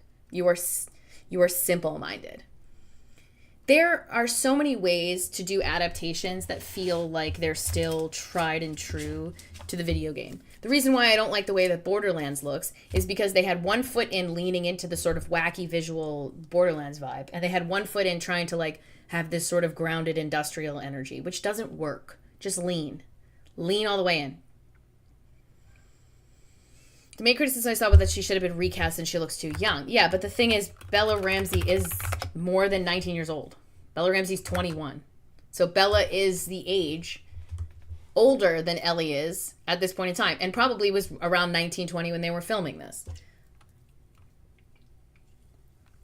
The criticism is that they don't think Bella Ramsey is pretty. And I think that's really sad. Imagine being this young person who is sitting here. Is Bella Ramsey uses they, them pronouns, right? I might be wrong. Yes. They're different, according to the AI overview. But, like, imagine being this young person who you're seeing your face, like, doctored, because they're also photoshopping pictures of Bella's face and sitting here being like, look at how ugly this person is. Like, that's a 21-year-old person who has never, as far as I know, done anything that's deserving of such ire. Even before the second season, said it was the season would face an ugly wave of hate. Yep, reception of the second game, rage over them winning game of the year on top of the Gamergate controversy, Twitter fixing to be another Battlefield. Yeah, and that's why I am... Was her first scene by the... So no, Abby does not bulk up at all in this show. It is confirmed. They did not have enough time to train. She is not going to be big. She's not going to be big. which is, I think, a bummer because that's like a character thing. You know, I don't need her to look like Abby, like to be pretty, to be attractive, to be any of these things. But the musculature and the physical presence and what Abby ends up doing is so integral to, like, you know, the character, I think. And I also think that from a representation perspective, there's not very many buff women on hit television shows. So I really was hoping she would get buff, you know, but it's a bummer. It's a bummer that it is now devolved into people mocking Bella Ramsey. I don't know what's going to happen when we get to Lev, because that is a trans non-binary person, or I believe a trans man. I just think it's going to be terrible. And if I'm being completely honest with you guys, I'm not watching. I'm not watching The Last of Us. I don't want to go anywhere near this shit. I don't want to touch it. I need a break from the discourse. So I will not be watching it. I will not be participating in it. We can talk about it here. They can't yell at Abby for being too big, so now they just have to yell at other women. Yeah. We can talk about it a little bit here. I can give you guys kind of my understanding of what's going on here, but it's the simplest thing in the world. It is that an actor on a main TV show is not pretty enough for a bunch of creepy old men. And that has nothing to do with their character or anything like that. And because they are the way that they are kind of they're like looking at every scene that they're doing and being like, look, now they're a bad actor. They're not a bad actor. If they were a bad actor, they wouldn't have leading roles in all of these things unless they were Gal Gadot. And Gal Gadot gets that because she, you know, paid for her Hollywood Walk of Fame star. When Lev shows up as 3 inches taller than Abby, I'm going to cry. So we knew this was going to be a shit show, like for like a lot of reasons. Yes, the creator's rabid support of Israel is also a problem, and how Neil Druckmann was like likening what's going on in Israel and Palestine to like what happened in The Last of Us and like the cycle of violence and like da-da-da-da. It's like, who started it? Whomst started it? So I don't want to touch this too much online. The not so hidden Israeli politics of, yep, I remember this. I don't want to touch this too much online. I just feel like I don't have this level of discourse in me. I don't have the heart for it right now. I don't have the patience for it right now. It is so disingenuous and rooted in the most like misogynistic, cruel ideology, that I feel like if I touch it, it will break me. It will break me further than I am already broken. And, yeah, Gal Gadot is atrociously terrible. I believe on my birthday, I did, yeah. On my birthday, I was coming home a little tipsy, and in the Uber, and for some reason I had an earworm of, someone had done a TikTok a while ago, of, like, her worst line reads, and they were, like, lip syncing them. And so one of them was stuck in my head, and I was doing it on my birthday. Let me find it. Oh yeah, I found it right away. Okay, hold on. This is my Instagram. Lord, Here we go. Max Lord, you're putting yourself and everyone else in grave danger. I need you to give me the stone. This is what I was doing in the Uber home from my birthday. Max Lord, you're putting yourself and everyone else in grave danger. I need you to give me the stone. Max Lord. Kal-El, no. This is fucking Zionist bitch. I can't. Yeah, Wonder Woman, she should not star in anything. She has the fucking, with enough champagne to fill the Nile. Like, it's just, hey Jeremiah, thanks for hanging out. Hope you're doing good. It's just, she's bad. She's a bad actor. But, you know, no one's talking about, none of these kinds of guys are lamenting how bad Gal Gadot is. You know, they're getting mad about Rachel Zegler because she's, you know, openly pro-Palestine and all of these things. And they're mad that she's not white enough to be Snow White. It's bad. So we're not going to touch too much more of that, The Last of Us fucking discourse. But what we are going to do is I'm going to throw a video on really quick while I prep. I need to grab myself a little bit of food. I'm good. So am I, Jeremiah. I am also trying my best. I'm going to grab myself a little bit of food. I'm going to throw on a video in the background. Actually, wait. Who was talking about the...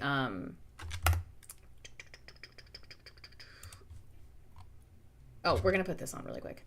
Okay, I'm gonna hide myself, and you guys are gonna watch this. Hey, It's hi, funny. and hello. Oh boy. I'll be back. Time for cringe. Just in case you guys haven't been paying attention, currently the right wing and Republican Party are gearing up for the next election cycle by making trans people and the LGBTQ community at large kind of a hot button issue. They're doing this through the courts, through elected officials and legislation, and of course through their new and old media pipelines. And once the bigotry narrative trickles down through all of these, like, you know, really crappy platforms, it's the shrimp, the disgusting, gut-churning filth babies at the very bottom that kind of pick up on it and go, Enter Forgiato Blow. Yes, this husky, weird-looking meatball of a man is the subject of today's video.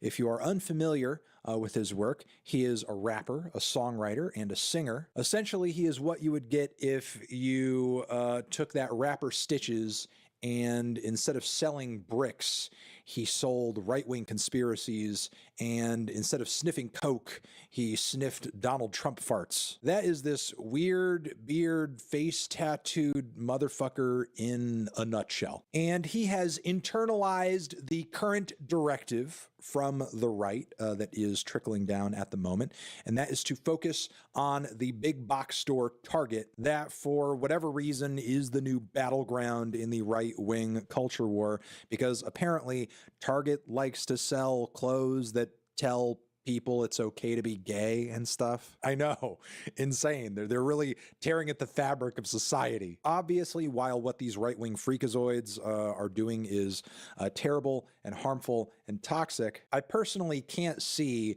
this being a winning battle for them in the long run, especially since many people are sick and tired of hearing them talk about it at this point. And I feel like all I really can do in response to that with my channel is show you how weird and idiotic they're being. Because let me tell you, what you're about to see in this video is not normal behavior. It looks like a big baby. Zoom in on this right here. I love how the most watched part of the YouTube video is literally within the first 2 or 3 seconds of it. You have that peak right at the start, because immediately after that, most people were like, nope, I'm out of here. Most people saw this thing and were like, you know what? This is just not for me, not my tempo. All right, let's look at this thing and see what it's got to offer. Already, it's this image right here is worth 1,000 words in and of itself. You're looking at American exceptionalism here, meaning that there are lots of countries where you get things like an education, except America. All right, time. You cannot tell me that this video is not a Russian psyop off the bat. Look at this Cro-Magnon meatball from the Eastern Bloc. You're telling me this guy didn't fly in from Moscow to do this video? Bro was sipping borscht right out of the bottle while he was still in diapers. There's a cleanup on every aisle. Yeah. Target is targeting your kids. Yeah.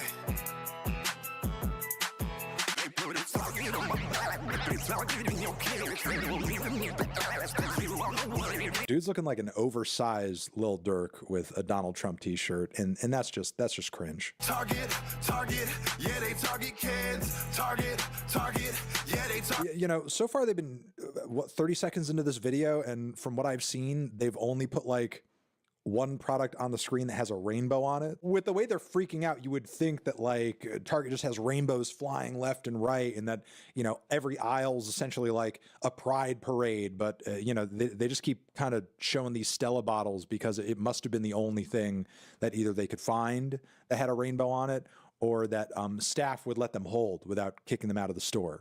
Target's that wrong, trying to play with the kids. It's the mayor of Megaville. I'm preaching again. You know that. And the mayor of Megaville. Are these tampons LGBT? Is that the Statue of Liberty tattooed on his face? What a freak. How did they not wrangle this guy up in the Jan 6th stuff? Like, he had to be there. Why is he not in jail? I mean, can you not nab this guy for at least being there in Let's spirit? finish this and we'll go now.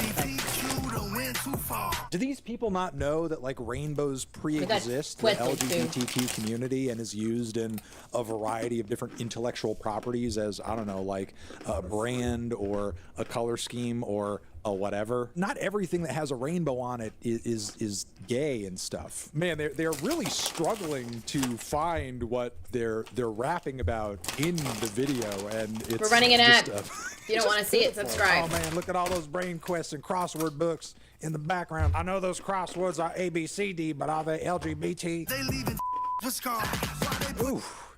We're slurring. Disgusting. Pushing the gender, promoting sexual genders. This is what I was saying earlier, because when the right wing decides a narrative at the top to sort of like trickle down to the bottom, I in love a way this guy. it becomes like a weird game of telephone. And when you get to just like, you know, you're scraping the bottom of the barrel of the right-wing influencers like this freak over here, you know, there's like a bit lost in translation in the process. You know, you start up here and you're talking about like, you know, transitioning and grooming and so on and so forth. And eventually when you get to this guy's like, oh man, they're making sexual genders. I can't believe it. They're making sexual genders. I'm only rocking with Bruce, don't rock with no Caitlyn Jenner. You think that gay shit don't get you paid? Yeah, we gon' see. It's Mar-a-Lago 2024, we trumpet, baby. And again, like the more he goes in on this topic, the less there is actually even to see in the target of what the hell he's rapping about. What have we seen anywhere in this video thus far is giving you the idea that Target is like trying to push something onto you,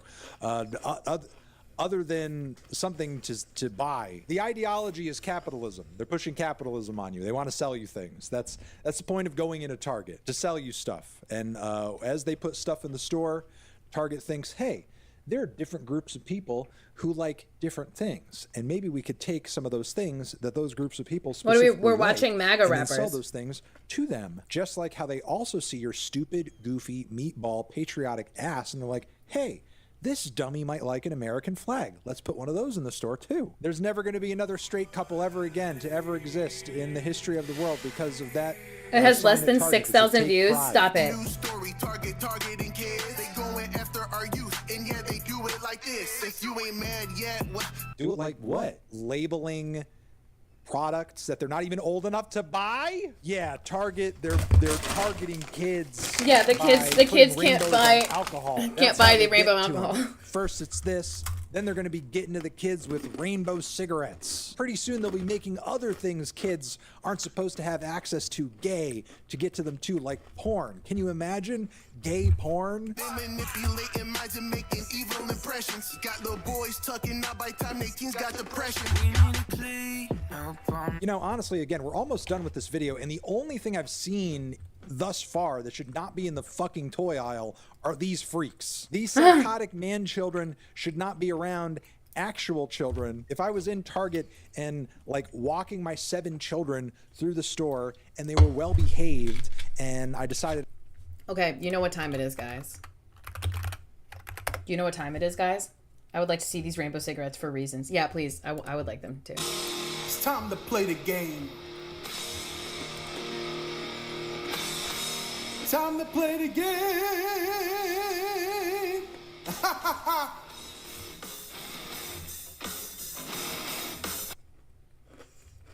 It's time to play the fucking game.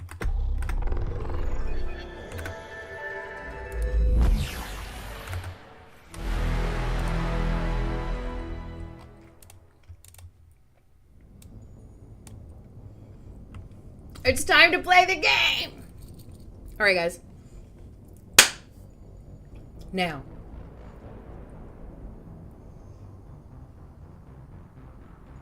I'm gonna see if I can find... I'm coming for you, Gareth. Let me see if I could find this old picture of my ridiculous Mass Effect leggings. So I could tweet this out that people know that we are live about to play some Mass Effect. Now. We may or may not put some choices up to a vote. So, yes. Thank you, Dan. That is exactly what I was thinking about doing. I've always played Mass Effect games as a paragade. I've always kind of like oscillated back and forth between, you know, being a firm bad bitch when I need to be a bad bitch, and then being good and kind other times. However, I, for reasons that I'm sure you could all understand, have a lot of anger in my heart right now. A lot of frustration, a lot of rage.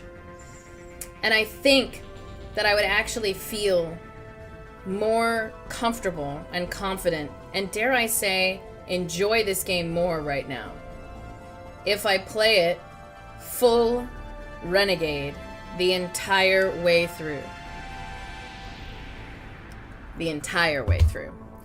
So what we're gonna do really quick is we're gonna let everybody know that we're about to go. Yes, I'm gonna show you guys my Mass Effect leggings in a second. Quote, brand new Mass Effect Legendary Edition Alyssa playthrough starting now. Adding my leggings. I'll put the tweet in chat. Don't worry guys, you can see it. Twitch.tv/Alyssa Merk. Yeah, buddy. We're fucking doing it. Okay. Alright. Are you ready, kids? Aye, aye, Captain!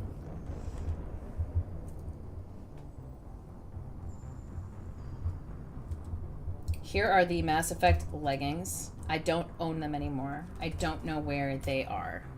I think I probably got rid of them. Also, I'm definitely a lot thicker than I was back then, so they wouldn't even fit me.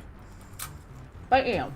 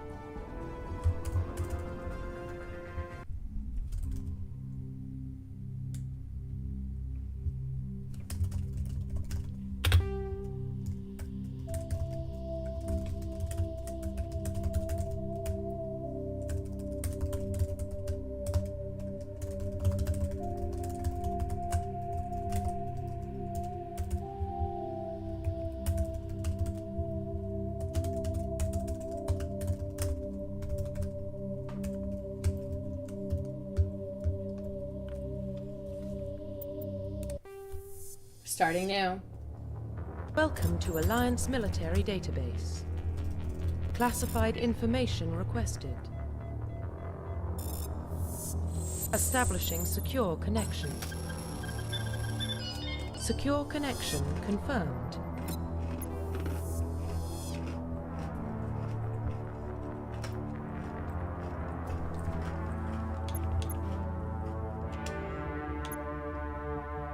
Please log in to access your profile. What's her name gonna be? What's her name gonna be?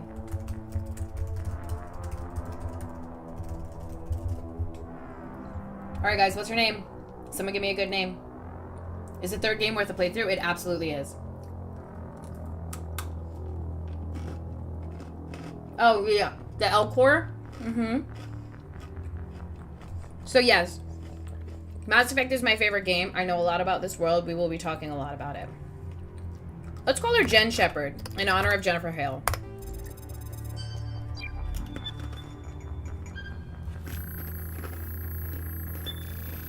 Warning, data corruption detected. Please reconstruct profile. Confirm pre-service history. Okay. Both of your parents were in the Alliance military. Your childhood... How was the audio, by the way, guys? Your childhood was spent on ships and stations as they transferred from posting to posting, never staying in one location for more than a few years. Following in your parents' footsteps, you enlisted at the age of 18. Colonist. You were born and raised on Mindor, a small border colony in the Attican Traverse. When you were 16... Oh, is the gameplay still not... That might be on your end. It's not working? Let's try it. Hello? Why is this not working? Traditional settings. Let's try and add a new one. Sometimes that shit just don't want to work. No, there's something going on with my game screen. Let's try it again. Nothing's even coming up.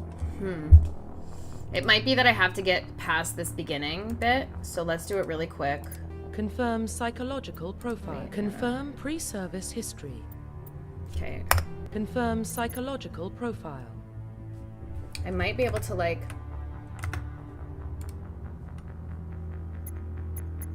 You're ruthless. Confirm military specialization. I'm gonna run Vanguard. Confirm facial identification.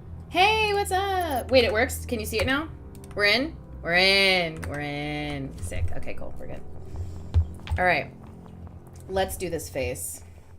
Hey, what's up? Hey, femboy. What's up?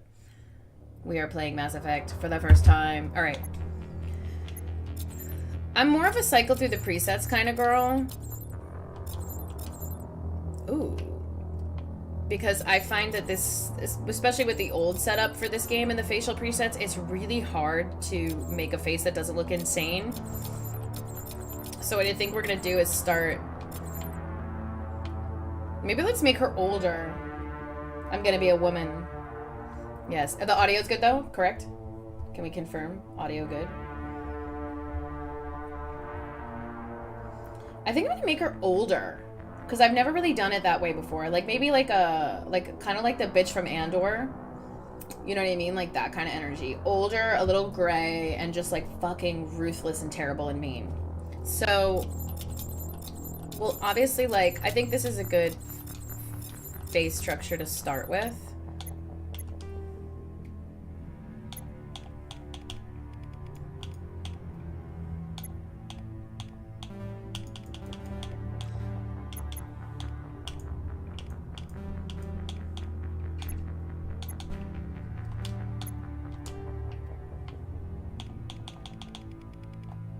We don't want you around if you're gonna be a cunt. Thank you for the follow.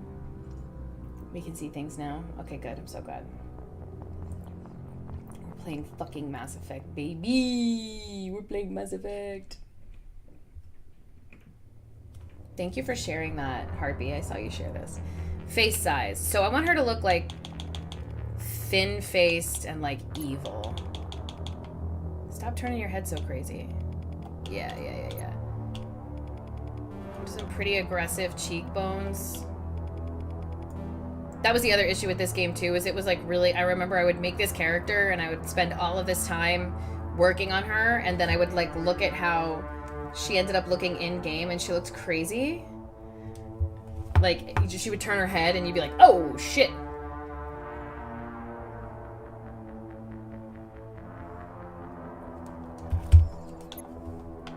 Cheek gaunt. We want it gaunt. Is that gonna make it thicker? No, okay, we want her gaunt.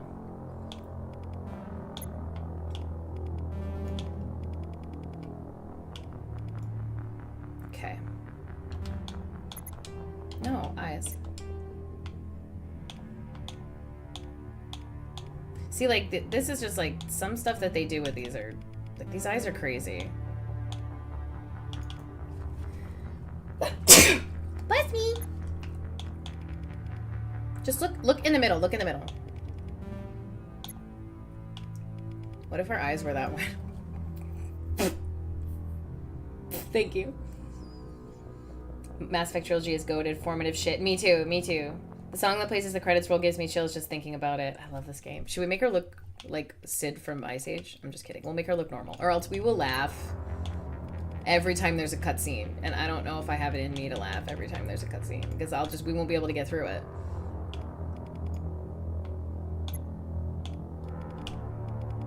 Yeah, I want them up there because I want her to look bitchy. But can I change the eyebrow? Whatever.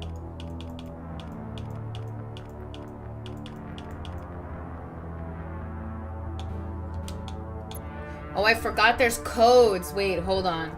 Mass Effect 1 face codes. Old woman. Mean. Do you guys remember this? Oh my god. God, I'm having such a throwback. I'm having such a huge, crazy throwback to putting in all of these custom codes.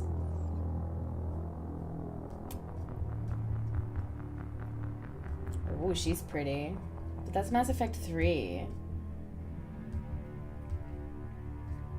We're not gonna use the code. We're gonna do it ourselves. But I remember this. Yeah, you could basically like. Is this a high res remaster?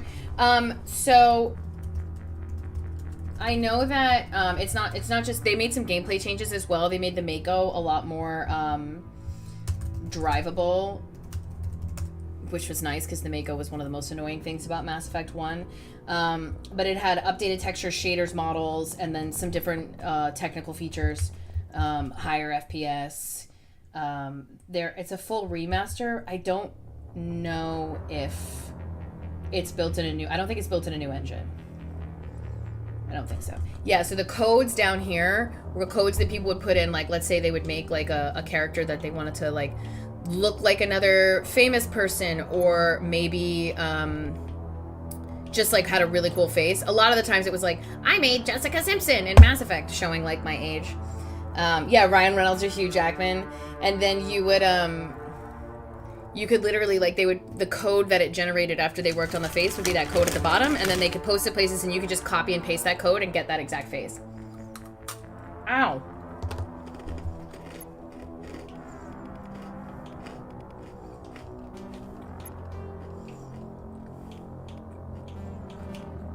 I kind of want her to be like evil and thin-lipped.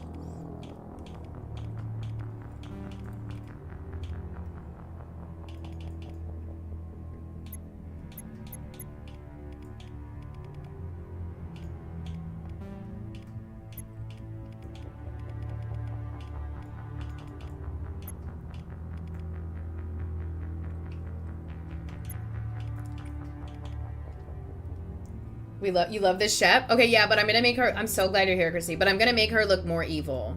I want her to look like an older. I want her to look like an evil older woman.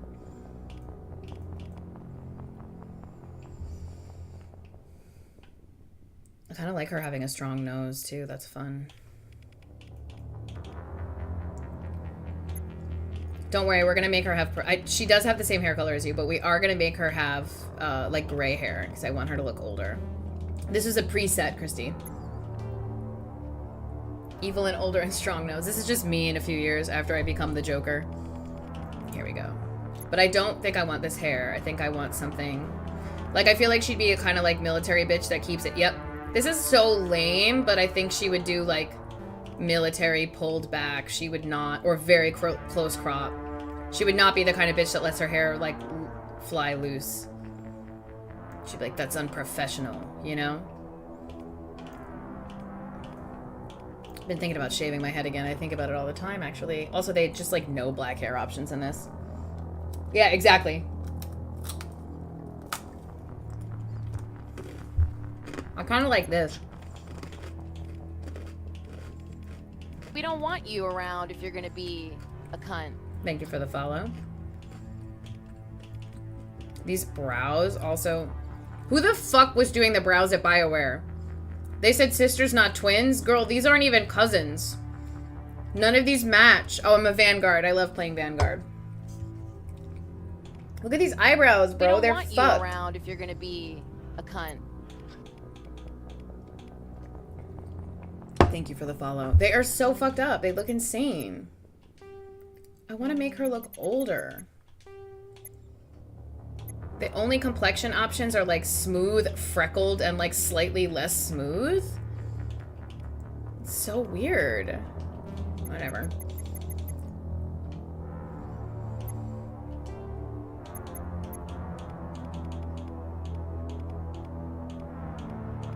Also so funny that you have to put... There's no option to not put lipstick on her. You have to put lipstick on her. This is like so 2000s.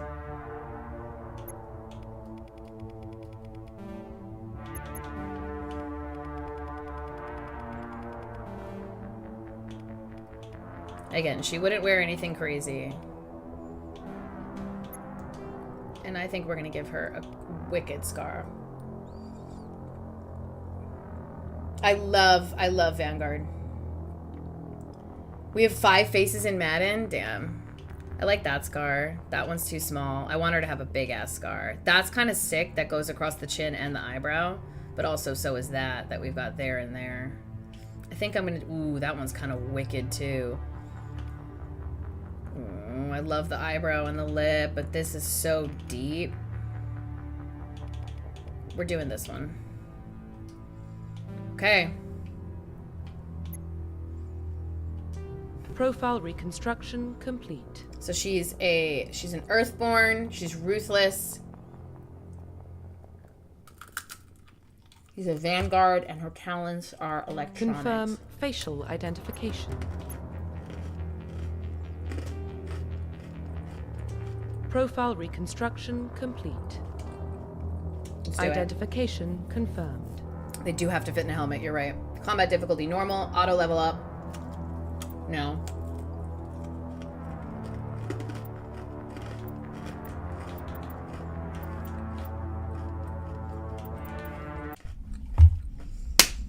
We're fucking getting into it, baby!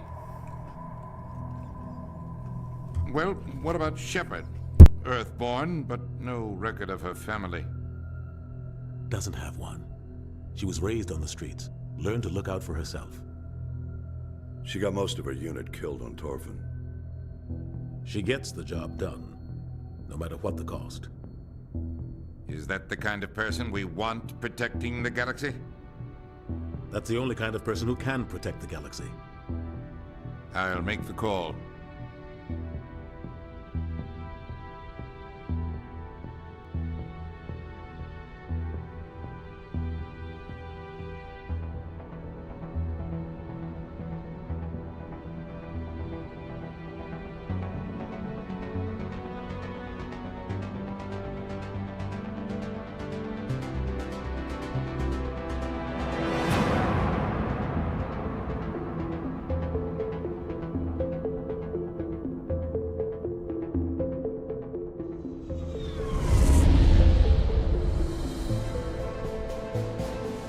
Arcturus Prime relays in range. Initiating transmission sequence. Commander?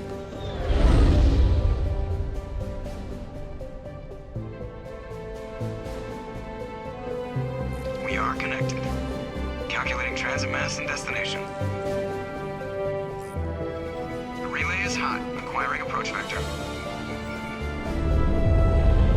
All stations secure for transit.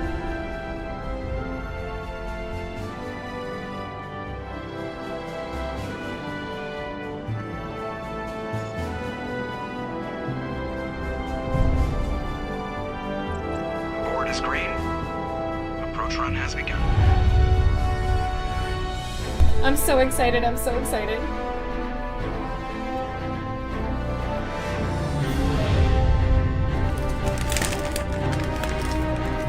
Hitting the relay in 3, 2,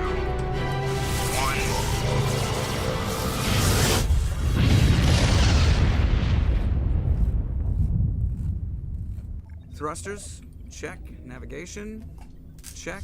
Internal emissions sync engaged. All systems online. Drift, just under 1,500K. 1,500 is good.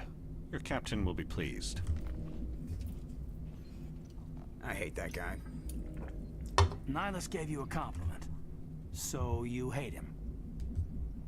You remember to zip up your jumpsuit on the way out of the bathroom? That's good. I just jumped us halfway across the galaxy and hit a target the size of a pinhead. So that's incredible. Besides, Spectres are trouble. I don't like having them on board. Call me paranoid. You're paranoid. The Council helped fund this project. They have a right to send someone to keep an eye on their investment. Oh, shut up, Caden. That is the official story. Only an idiot believes the official story. That's enough. Your soldiers act like it. Sorry, Commander. Bitch. Joker, status report. Just cleared the mass relay, Captain. Stealth systems engaged. Everything looks solid. Good. Caden is a bootlegger. Find a comm buoy and link us into the network. I want mission reports relayed back to Alliance Brass before we fly. Aye, aye, Captain. Better brace yourself, sir. I think Nihilus is headed your way. He's already here, Lieutenant. Tell Commander Shepard to meet me in the comm room for a debriefing. You get that, Commander? We're gonna be a bitch. Great. You pissed the captain Where off, was and now Caden I'm on gonna pay January for 6th? it. Don't blame me. The captain's always in a bad mood. Only when he's talking to you, Joker. Hey. Okay, so first things first. I'm sorry here, guys, but no, I'm inverted. It remembers. Welcome to the Normandy.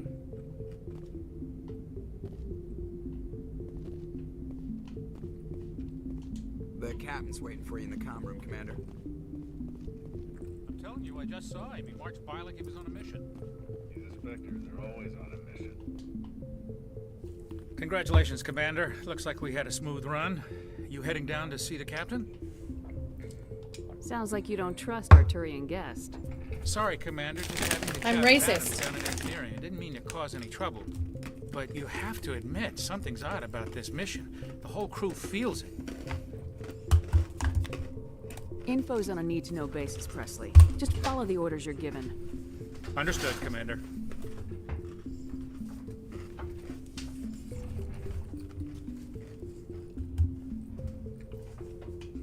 He's still bald. There's still bald men in the future. Dr. Chakwas! What do you think, Commander? We won't be staying on Eden Prime too long, will we? I'm itching for some real action. I sincerely hope you're kidding, Corporal. Your real action usually ends with me patching up crew members in the infirmary.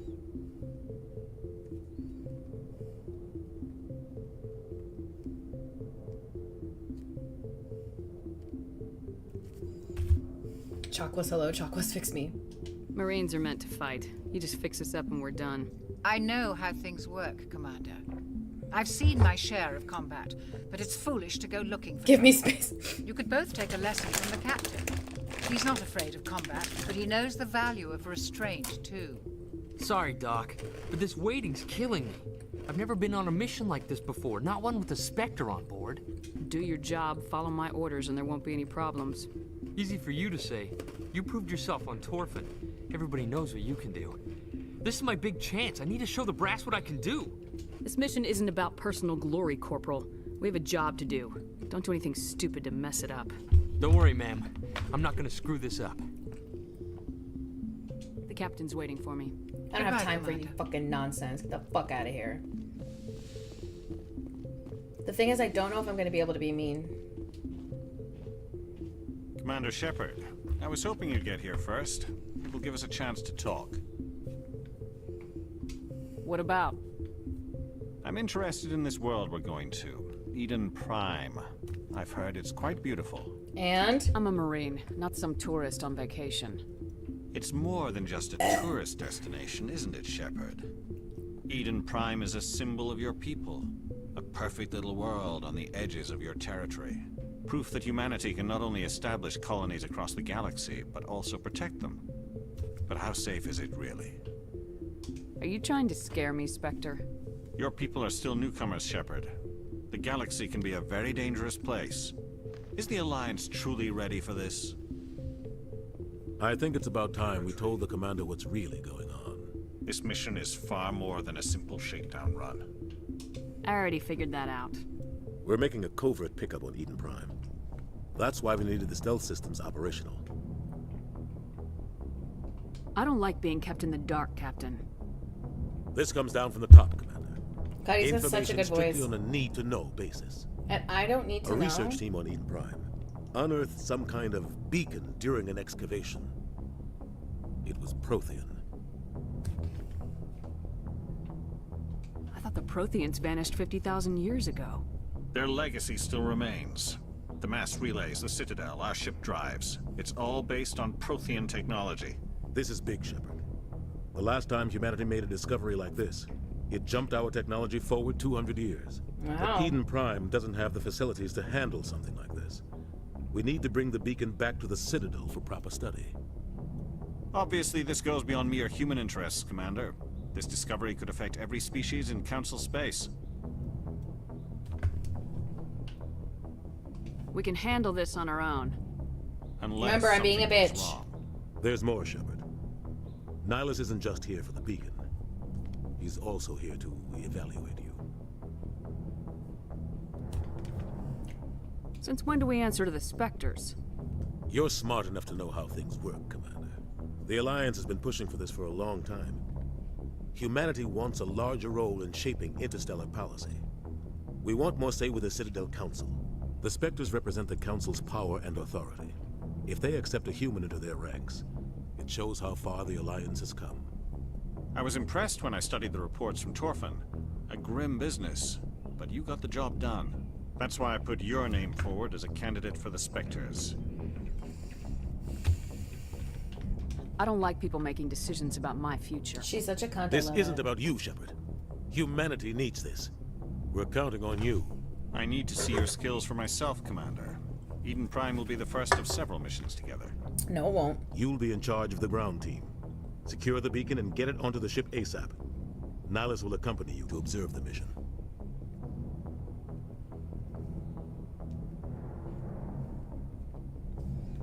Fine, let's go. Just give the word, Captain. We should be getting close to Eden. Captain, we got a problem. What's wrong, Joker? Transmission from Eden Prime, sir. You better see this. Bring it up on screen.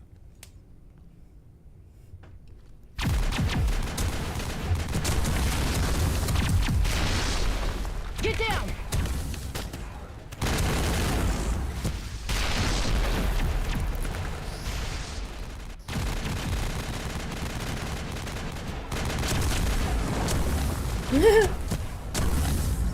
We are under attack, taking heavy casualties.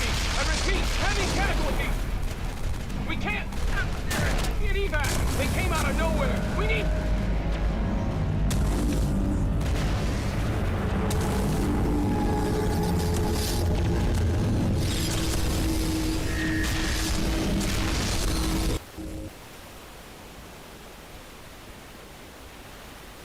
Everything cuts out after that. No comm traffic at all.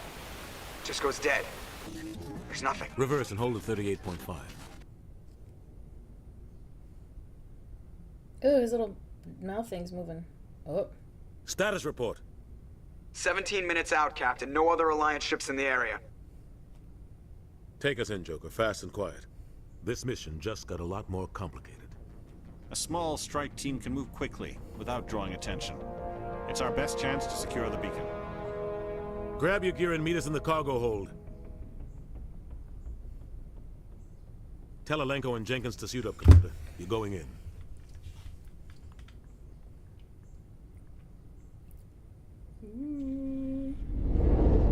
Engaging stealth systems. Somebody was doing some serious digging here, Captain. Your team's the muscle in this operation, Commander. Go in heavy and head straight for the dig site. What about survivors, Captain? Helping survivors is a secondary objective. Oh. The beacon's your top priority. That's nice. Approaching drop point 1. Nihilus, you coming with us? I move faster on my own. We don't want you Nihilus around will scout if out you're gonna ahead. be He'll feed you status Thanks reports for the throughout the follow-up. mission. Otherwise, I want radio silence. I don't like putting my life in the hands of a Turian, sir. Oh yeah, we're Nihilus is racist. on our side. He wants you in the Spectres, and he wants that beacon. Ready and able, sir. The mission's yours now, Shepard. Good luck. We are approaching drop point 2. Like, this game still looks really good. Like, I know obviously it's had its graphics updated, but like just the color palette and the art style. Ship perimeter secure,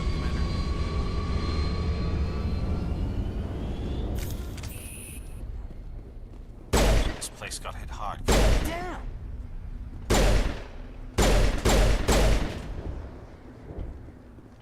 Perimeter secured. Yeah, I know.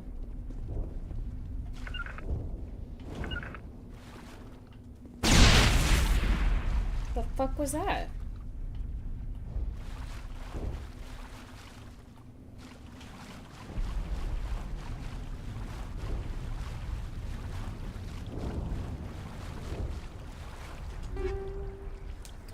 Armor upgrade, or I love this, dude. I love finding this shit. Give me this. Alright. Can I chat? Hi. Yes. In the chat? Of course you can.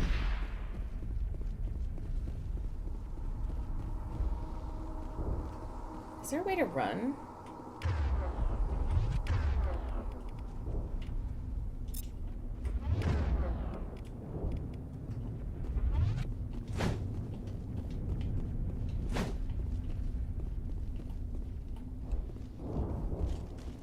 Oh, I found it. Interrupting this serotonin session to tell you all the Google homegrowns are next. You gotta build about 5 more places. What is that about?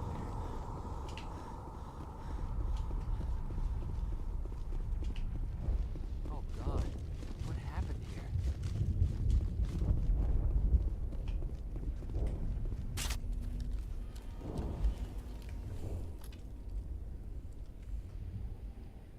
Mass Effect is cool.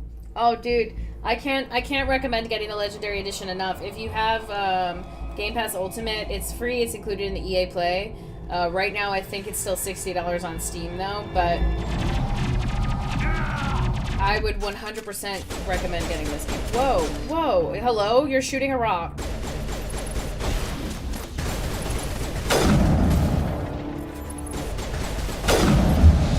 It's actually way too loud. Got it off Steam for $9. Yeah, it goes on and off sale a lot, so it's definitely worth it. Jenkins. Bro! Oh, did he die?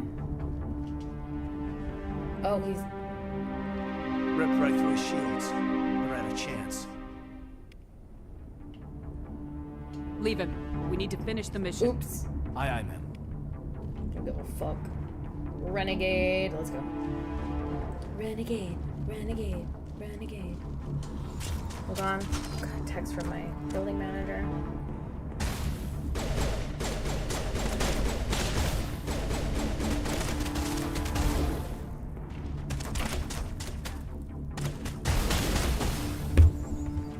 Sorry. No, this is my favorite game of all time. Not Mass Effect 1, the Mass Effect trilogy. And I have played the Legendary Edition once. I did it for review. This is my first time playing through it on stream, and I am playing through it from the beginning. Definitely want that. Fuck yeah, my biotics. And then Caden. Let's give you a barrier. Let's increase your first aid. Yeah, if she tanks like a bunch of rounds, yeah. Well, you know, we're built different. I'm gonna check it out. I'll try to catch up with you at the dig site. I have, you know, I gotta get texts all the time. I gotta answer. Attack your target. Have specific bugging. Go get it.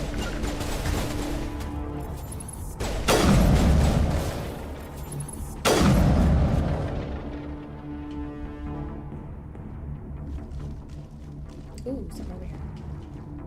Something over here, guys. Stop rushing. Ready, gel. Ooh, you scared me, dude. Fucking stay on your 6 or something, brother. Don't even run behind me. What the fuck?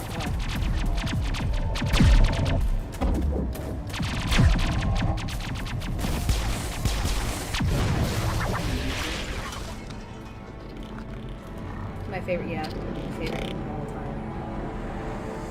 Oh, whoa, googly eyes.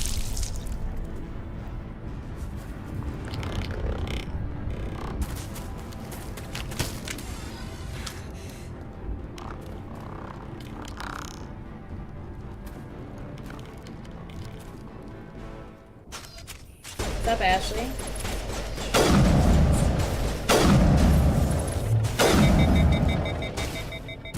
If it's overheat in this game, there's no ammo. What's up? Gunnery Chief Ashley Williams of the 212. You the one in charge here, ma'am? I need a status report, now. Oh, man. We were patrolling the perimeter when the attack hit. We tried to get off a distress call, but they cut off our communications. I've been fighting for my life ever since.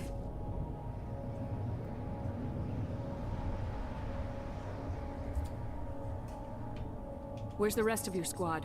We tried to double back to the beacon, but we walked into an ambush. I don't think any of the others... I think I'm the only one left. Let's get mad at her. You just left the rest of your unit behind to die? We held our position as long as we could. The Geth overwhelmed us. The Geth haven't been seen outside the Veil in nearly 200 years. Why are they here now? They must have come for the beacon. The dig site is close, just over that rise. It might still be there. Fine, come with us. We could use your help, Williams. Aye, aye, ma'am. It's time for payback. Hello? Move up! My headset is like way too loud in my ear, so. Does she have points too? What do we got? Yeah, let's get you pistol. Let's get you a little more armor. A little more assault training. Just make sure you can hit shit, okay? The beacon's at the far end of this trench.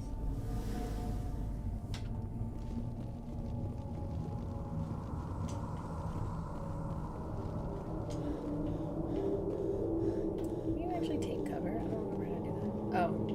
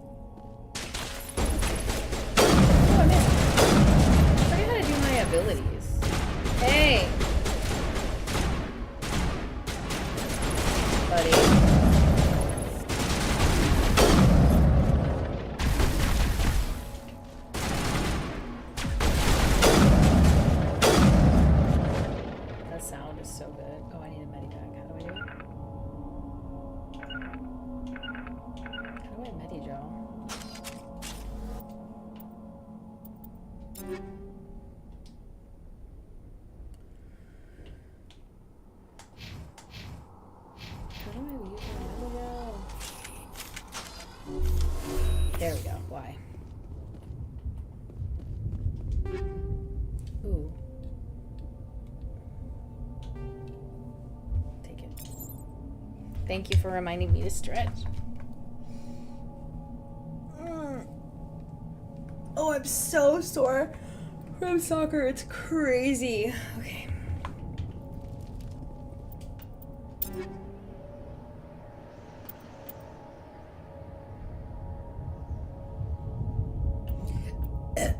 Pop that one in. Oh, there we go. Jenkins, let's run. Yeah. I remember this. Okay, now where are we going? This is the dig site. The beacon was right here. It must have been moved. By who? Our side or the Geth? Hard to say. Maybe we'll know more after we check out the research camp. Wetzels.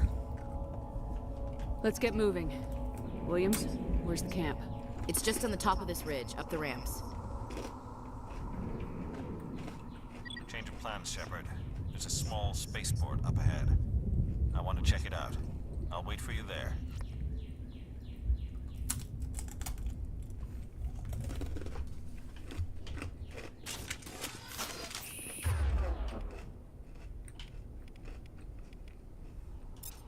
There it is.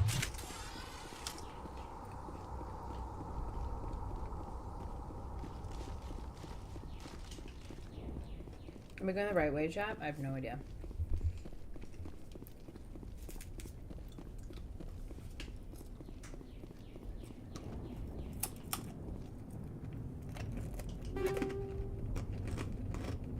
Wait. I never said dinosaur nuggies. Who told you this horrific lie?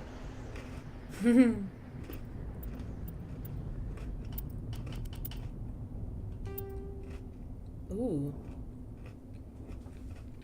Already better armor.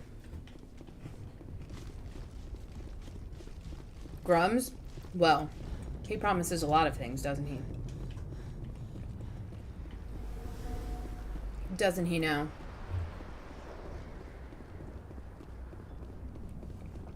Psycho fucker. It's been my other earworm.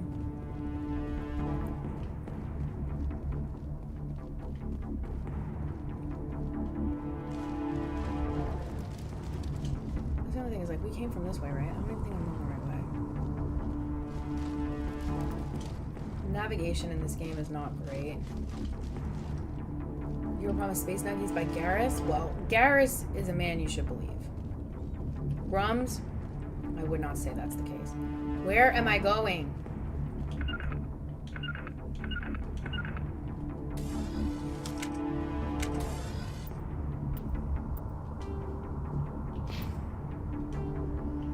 Find the beacon. Didn't they come from this way?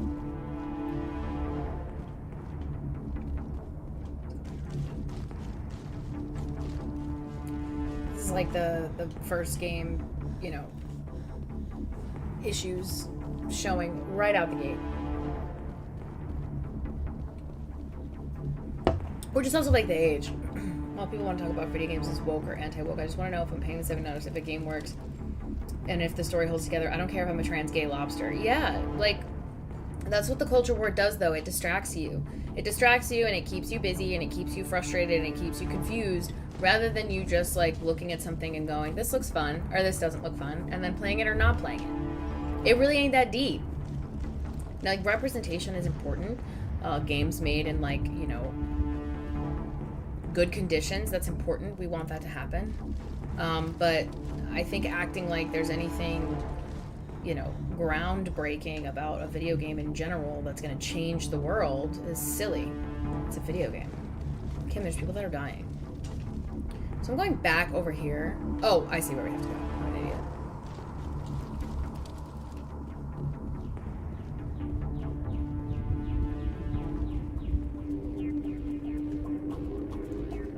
Looks like they hit the camp hard. It's a good place for an ambush. Keep your guard up. Woof.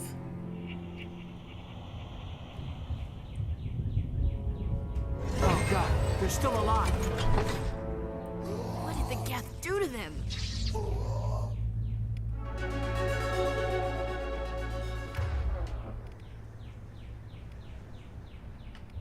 This commissioner, the wait, what?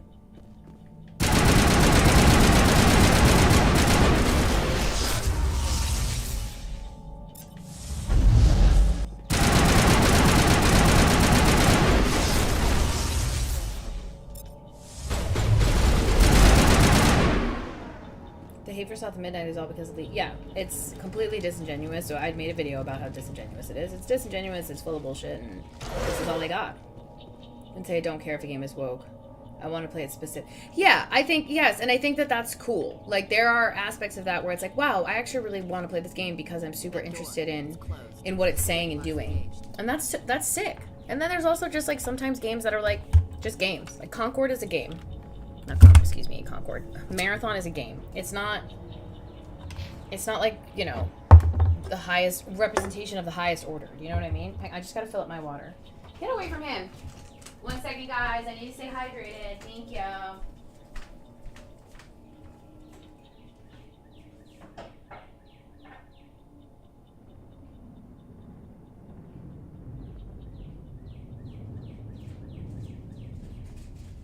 We don't want you around if you're gonna be a cunt.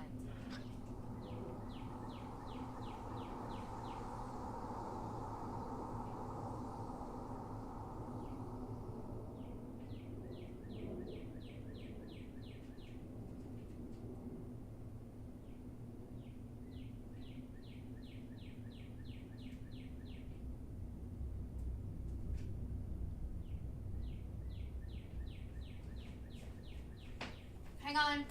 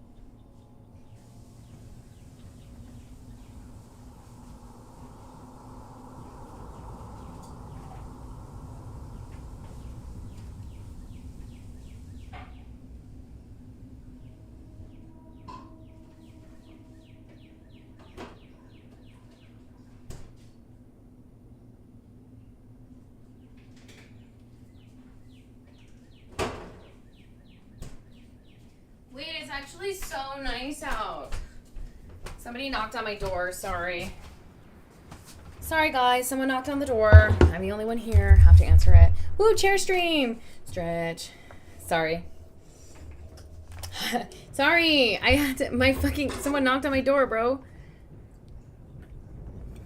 I'm the only person here. Hey, Sean!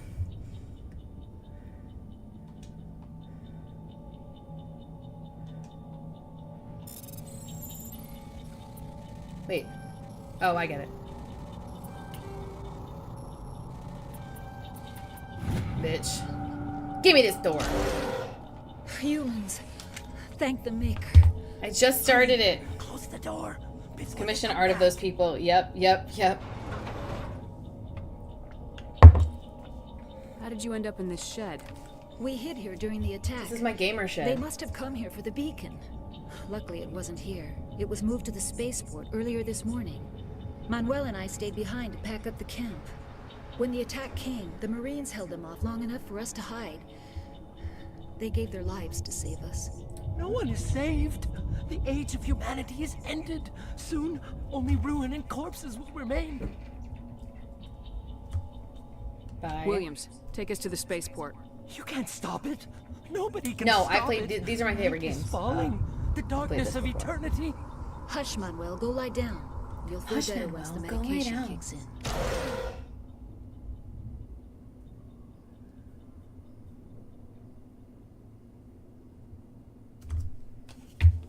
Was there anything in here, or I just had to watch you guys? You guys got anything for me here? You just locked You're yourselves in wasting there? your time. The age of humanity is over. Our extinction is inevitable. Say goodnight, Manuel. The darkness is coming. The end is near. You can't... Oh my God! What did you do? That was a little extreme, Commander. No, it You wasn't. can't just go around whacking people in the head. Just a little bump on the head. Let him sleep it off. I suppose you're right. By the time he wakes up, the meds will have kicked in.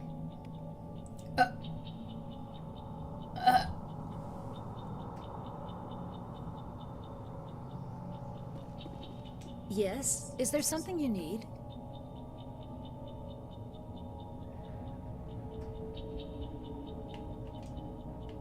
Just a little boop. Yes. We better get moving. Good luck, I see you have a Commander. type, Christy. Traumatic brain injuries. Listen, he was already kind of losing his marbles. You know what I mean?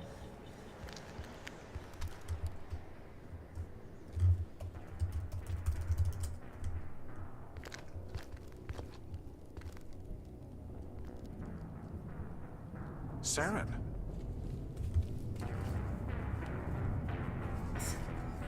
Oh. This isn't your mission, Saren. What are you doing here? The Council thought you could use some help on this one. I wasn't expecting to find the Geth here. The situation's bad. Don't worry. I've got it under control.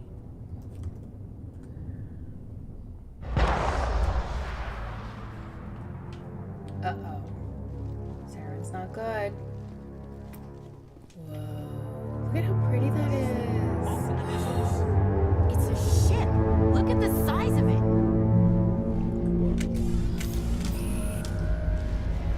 don't think that's good, guys.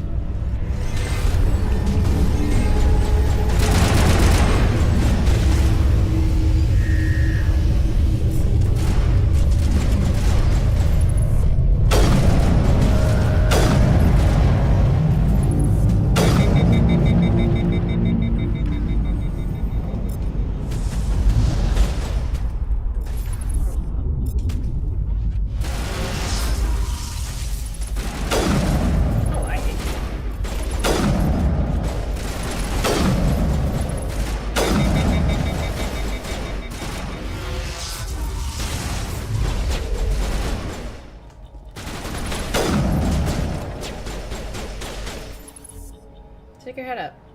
Nah, stick your head up. I just want to talk. Stick your head up. Hey. Oh, shit.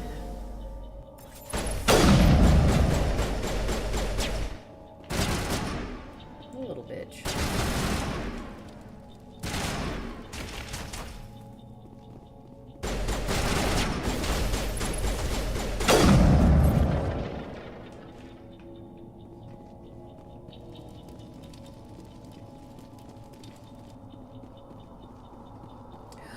I told Commander, you. It's Nihilus.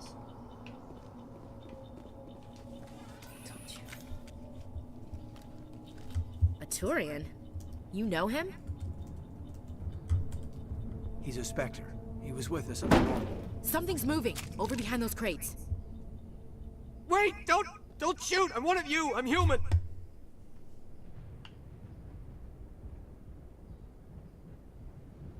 I like the way you hid behind those crates during the fight. Really helped us out. Thanks a lot. Me? But I'm just a dock worker. I don't even have a weapon. My name's Powell. I saw what happened to that Turian. The other one shot him. What the hell are you talking about? There were two Turians here. Your friend and another one he called Saren. I think they knew each other. Your friend seemed to relax. He let his guard down. And Saren killed him. Shot him right in the back. I'm just lucky he didn't see me behind the crates. Where'd Saren go after he killed Nihilus? He jumped on the cargo train and headed over to the other platform. Probably going after the beacon. I knew that beacon was trouble. Everything's gone to hell since we found it. First that damn mothership showed up, then the attack. They killed everyone. Everyone. If I had been behind the crates, I'd be dead too. How come you're the only one who survived? Why didn't anyone else try to hide behind the crates? They never had a chance. I was already behind the crates when the attack started. Wait a minute. You were hiding behind the crates before the attack? Sometimes I need a nap to get through my shift. I sneak off behind the crates to grab 40 winks where the supervisor can't find me. You survived because you're lazy?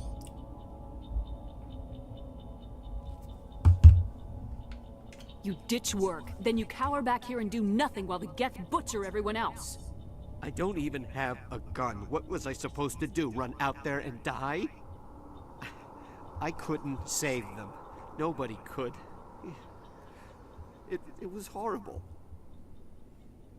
You know what? We're getting out of We need here. to find that beacon before it's too late.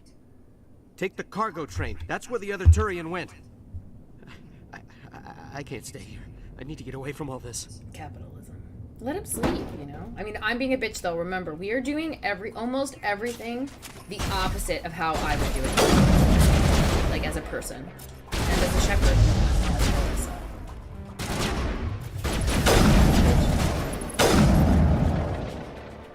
Eat it.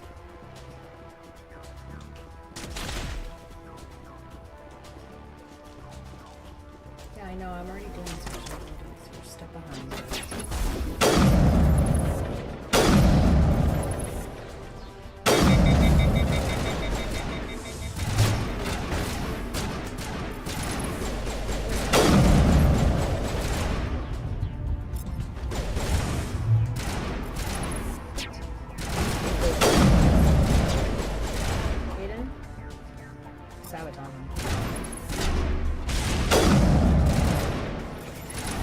I remember when I got the N7 edition of Mass Effect 3, I was so excited that you could use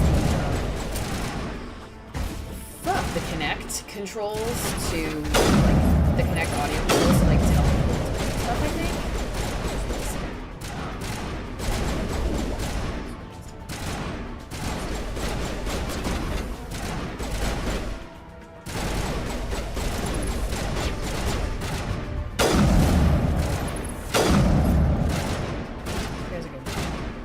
They're gonna get Delta bitch. Slapped her. Twin controls. I love the twin. Heck yeah.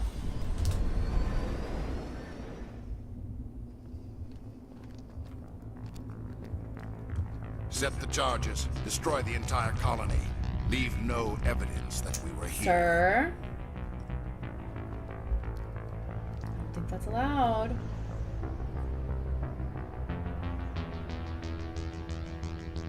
This music is so good.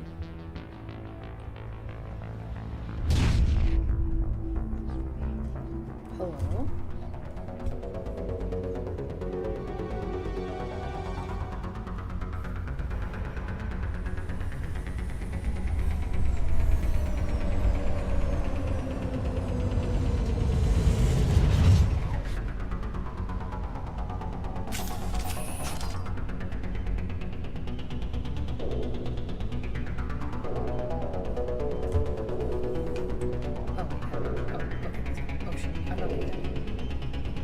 Demolition charges. The Geth must have planted them. Hurry! We need to find them all and shut them down.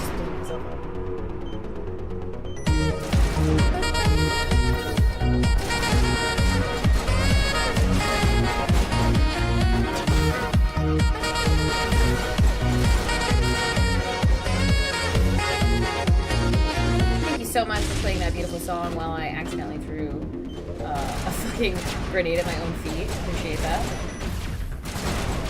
Thank you, Seabrew.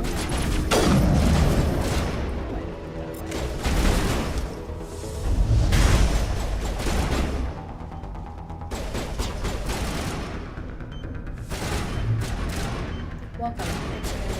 I don't think we got any subs today, and that's okay. You guys will be pretty kind. But, you know, just want to say, there have been no subs today.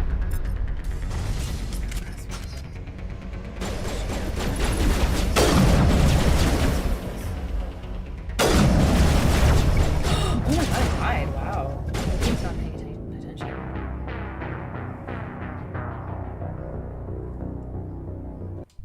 Start that again.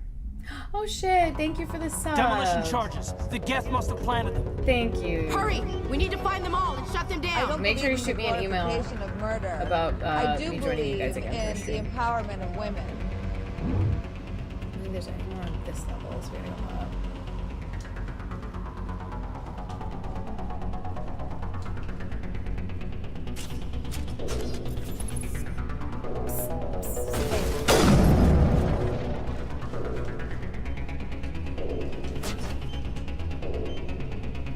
Let's try this again and actually pay attention this time.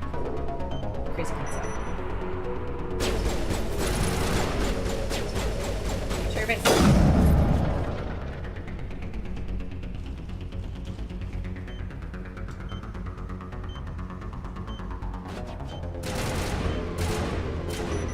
They were all too.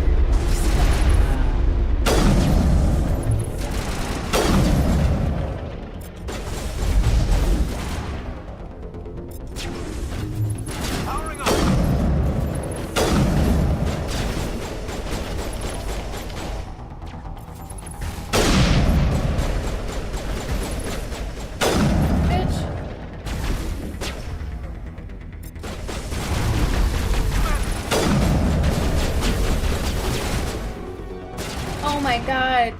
What the heck are you doing? Glorification of murder. I do believe in Thank you empowerment so of women. much for the 5 gifted subs. I am playing a game, so that's probably going to play 5 times. So apologies.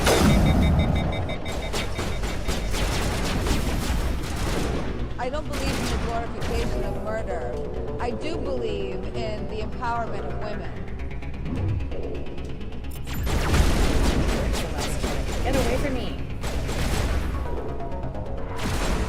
This is my favorite game of all time. I You don't guys probably believe in know the this. Where is glorification it? of murder. I do believe in the empowerment of women. Thank you so much. I will have a very tiny cup of coffee in Italy. I can't believe I accidentally revealed where I'm going. I'm gonna post so many pictures. Maybe I'll live stream too.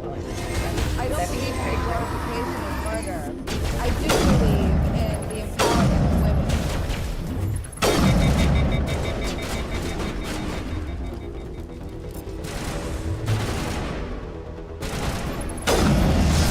I don't believe in the glorification Sorry, of I murder. can't shut I it off. do believe in the empowerment of women.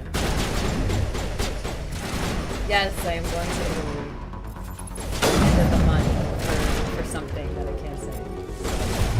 But I get to practice my We don't Italian. want you around if you're gonna be a cunt.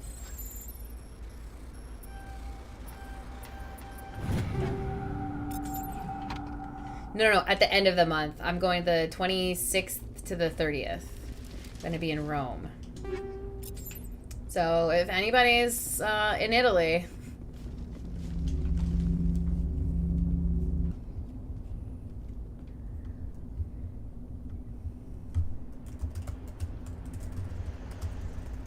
Normandy, the beacon is secure. This is amazing. Actual working Prothean technology. Unbelievable. It wasn't doing anything like that when they dug it up. Something must have activated it. Roger, Normandy. Standing by.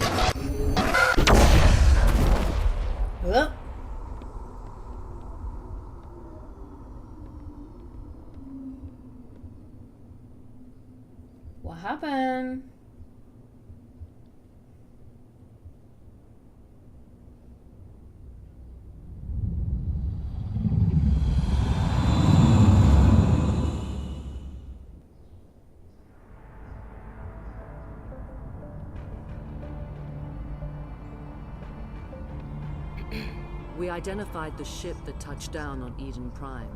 The Normandy. Oh, the matriarch. I forgot about the matriarch and her vessel. giant boobies. It was under the command of Captain forgot about the Anderson. matriarch and They her managed giant to save the boobies. colony.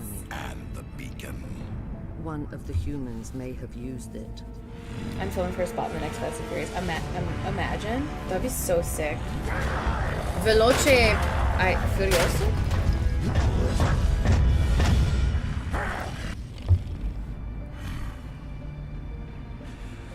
This human must be eliminated. Hello? Look at her tits. Look at the veins in her tits. It's so ridiculous. Her boobs are so Doctor? big. Dr. Chakwas. I think she's waking up.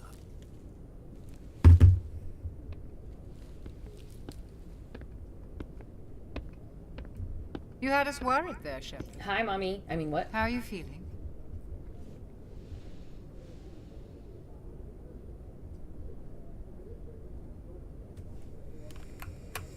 Not great. Like the morning after shore leave. How long was I out? About 15 hours. Something happened down there with the beacon, I think. It's my fault. I must have triggered some kind of security field when I approached it. You had to push me out of the way. You were careless. I expect better of you, Lieutenant. You endangered the entire mission. Don't be so hard on him, Commander. It's less objectifying. We than have him, no yeah. idea if that's what actually set it off. Unfortunately, we'll never get the chance to find out. The beacon exploded. A system overload, maybe. The blast knocked you cold. Williams and I had to carry you back here to the ship. What's the damage, Doctor? Physically, you're fine. But I detected some unusual brain activity. Abnormal beta waves. I also noticed an increase in your rapid eye movement. Signs typically associated with intense dreaming.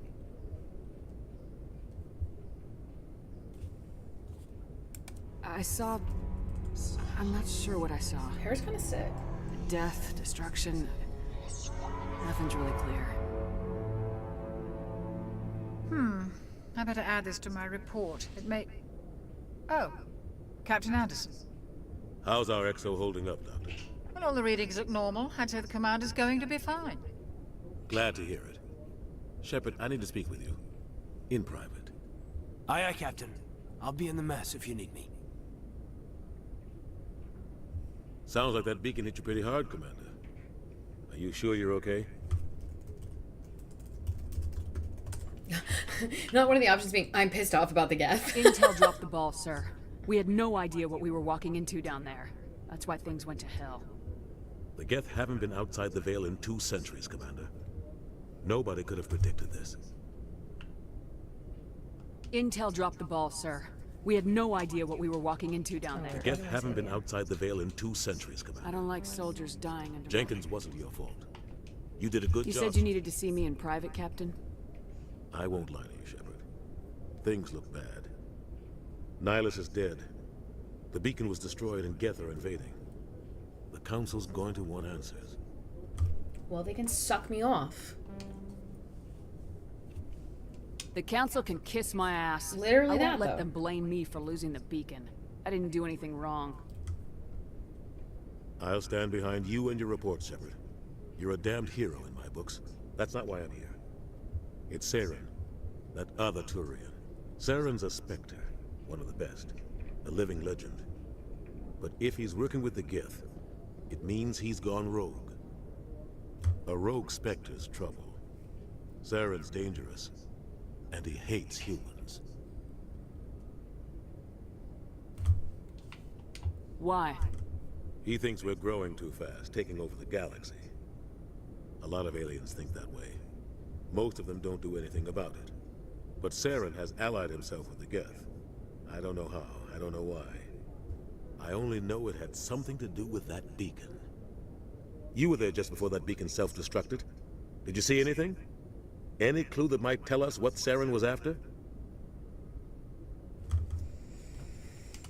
Just before I lost consciousness, I had some kind of vision. A vision? A vision of what? I saw synthetics. Geth, maybe. Slaughtering people. Butchering them.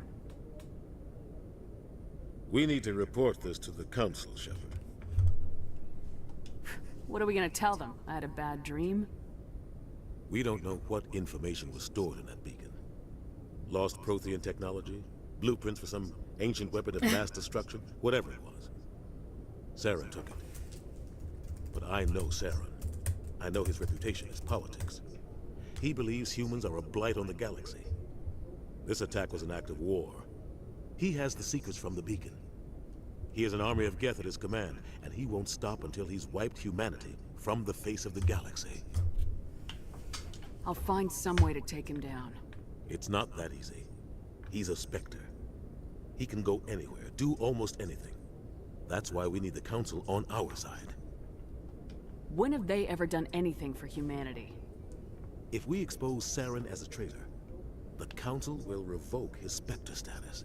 I'll contact the Ambassador and see if he can get us an audience with the Council. He'll want to see us as soon as we reach the Citadel. We should be getting close. Head up to the bridge and tell Joker to bring us into dock.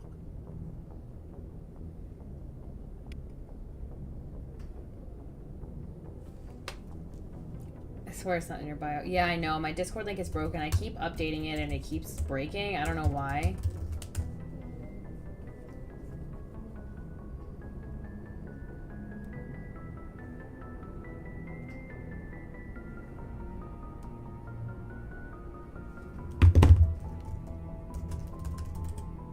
Music is so good.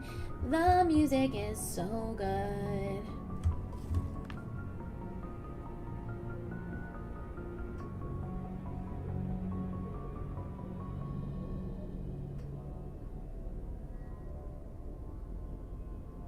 Okay, guys, I need to get out of here. I just got a text message about a potential interview that I need to do. You volunteers, Discord admin nerd. Oh my god, stop. Wait, let me throw my Discord in here. Is my Discord broken? Just in the link as well in Twitch, because I can fix it right now. Let me do it. Un momento, per favore. Io devo praticare il mio italiano, perché in 2 settimane andiamo a... Va a Italia. Here's my Discord.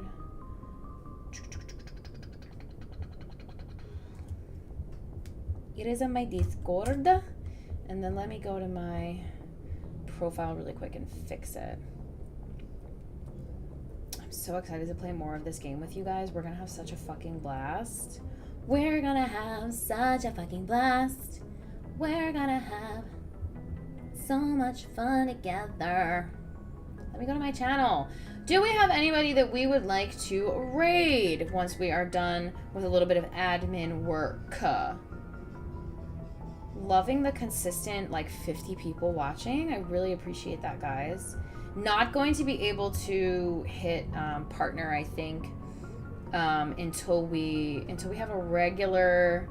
We need to have, like... It's like an average of 75, I think, viewers. So we're like a little short of that, but I do think it's something that we can reach. You know, I think it's very, very doable. So why is it not letting me change this? I can't change my profile. I can't change my profile, guys. It won't let me. That makes me sad. Okay, well, we'll figure it out later. Do we have a potential raider? What did you say, Christy? What the hell did you say? I'm just kidding. On Twitch, 75 is the average, which is attainable. Yeah. Oh, I can't while live. Yeah, I don't know. I think maybe it's attainable. It feels like we're getting close to it, or then we're like butting up on it, and then we're just not hitting it, and that's okay. You know, this is something that I'm still trying to do consistently on top of juggling a lot of other shit and a lot of other work. Yeah, after the move, after I move to my new apartment and we have like a whole different setup and stuff, that I think will be a good time for me to kind of settle in and start, you know, putting my head down. Yes, that's a great idea, Christy. Putting my head down and like working. There's nothing we could have done to save him. But do we have someone to raid? I'm looking to see who's on right now. I don't have to like it. Oh, Devin Art is on. Our first mission ends with is there anyone else that would be really fun for us to raid? The Citadel Council's not going to be happy about that. Probably use it to lever more concessions out of the Alliance. Keep it to yourself. There's something big coming. I don't want anyone messing it up. You read me, Lieutenant? 5 by 5, ma'am. Is there anything else before we head ashore? Just secure your fucking mouth. Keep your concerns in check. You don't want to get a rep for questioning orders. Aye, aye, ma'am.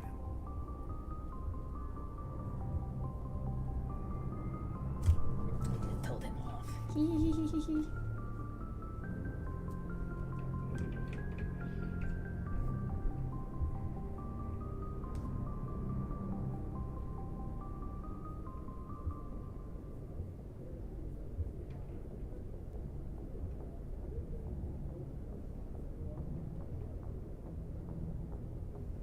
Okay, you should already be in now, Robbo.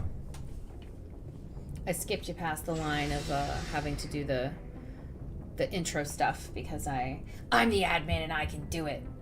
South of Midnight. Oh, definitely. Let's do that. Poison Streaming, that's what it. FD Signifiers playing South of Midnight. Let's do that. Great suggestion. Okay, guys. I'm the boss. Thank you all for hanging out. It's Monday. We got a lot to do this week. I need to go get prepped for this interview, and I need to go run around the corner, pick something up at the bodega. I will be back on Wednesday, same time, same channel, and I don't think we're going to play Mass Effect. Maybe we will. We'll see how much time we have. Thank you guys so much for everything, always, for your support, always, for being amazing, always, and I will see you in 2 days. Be good.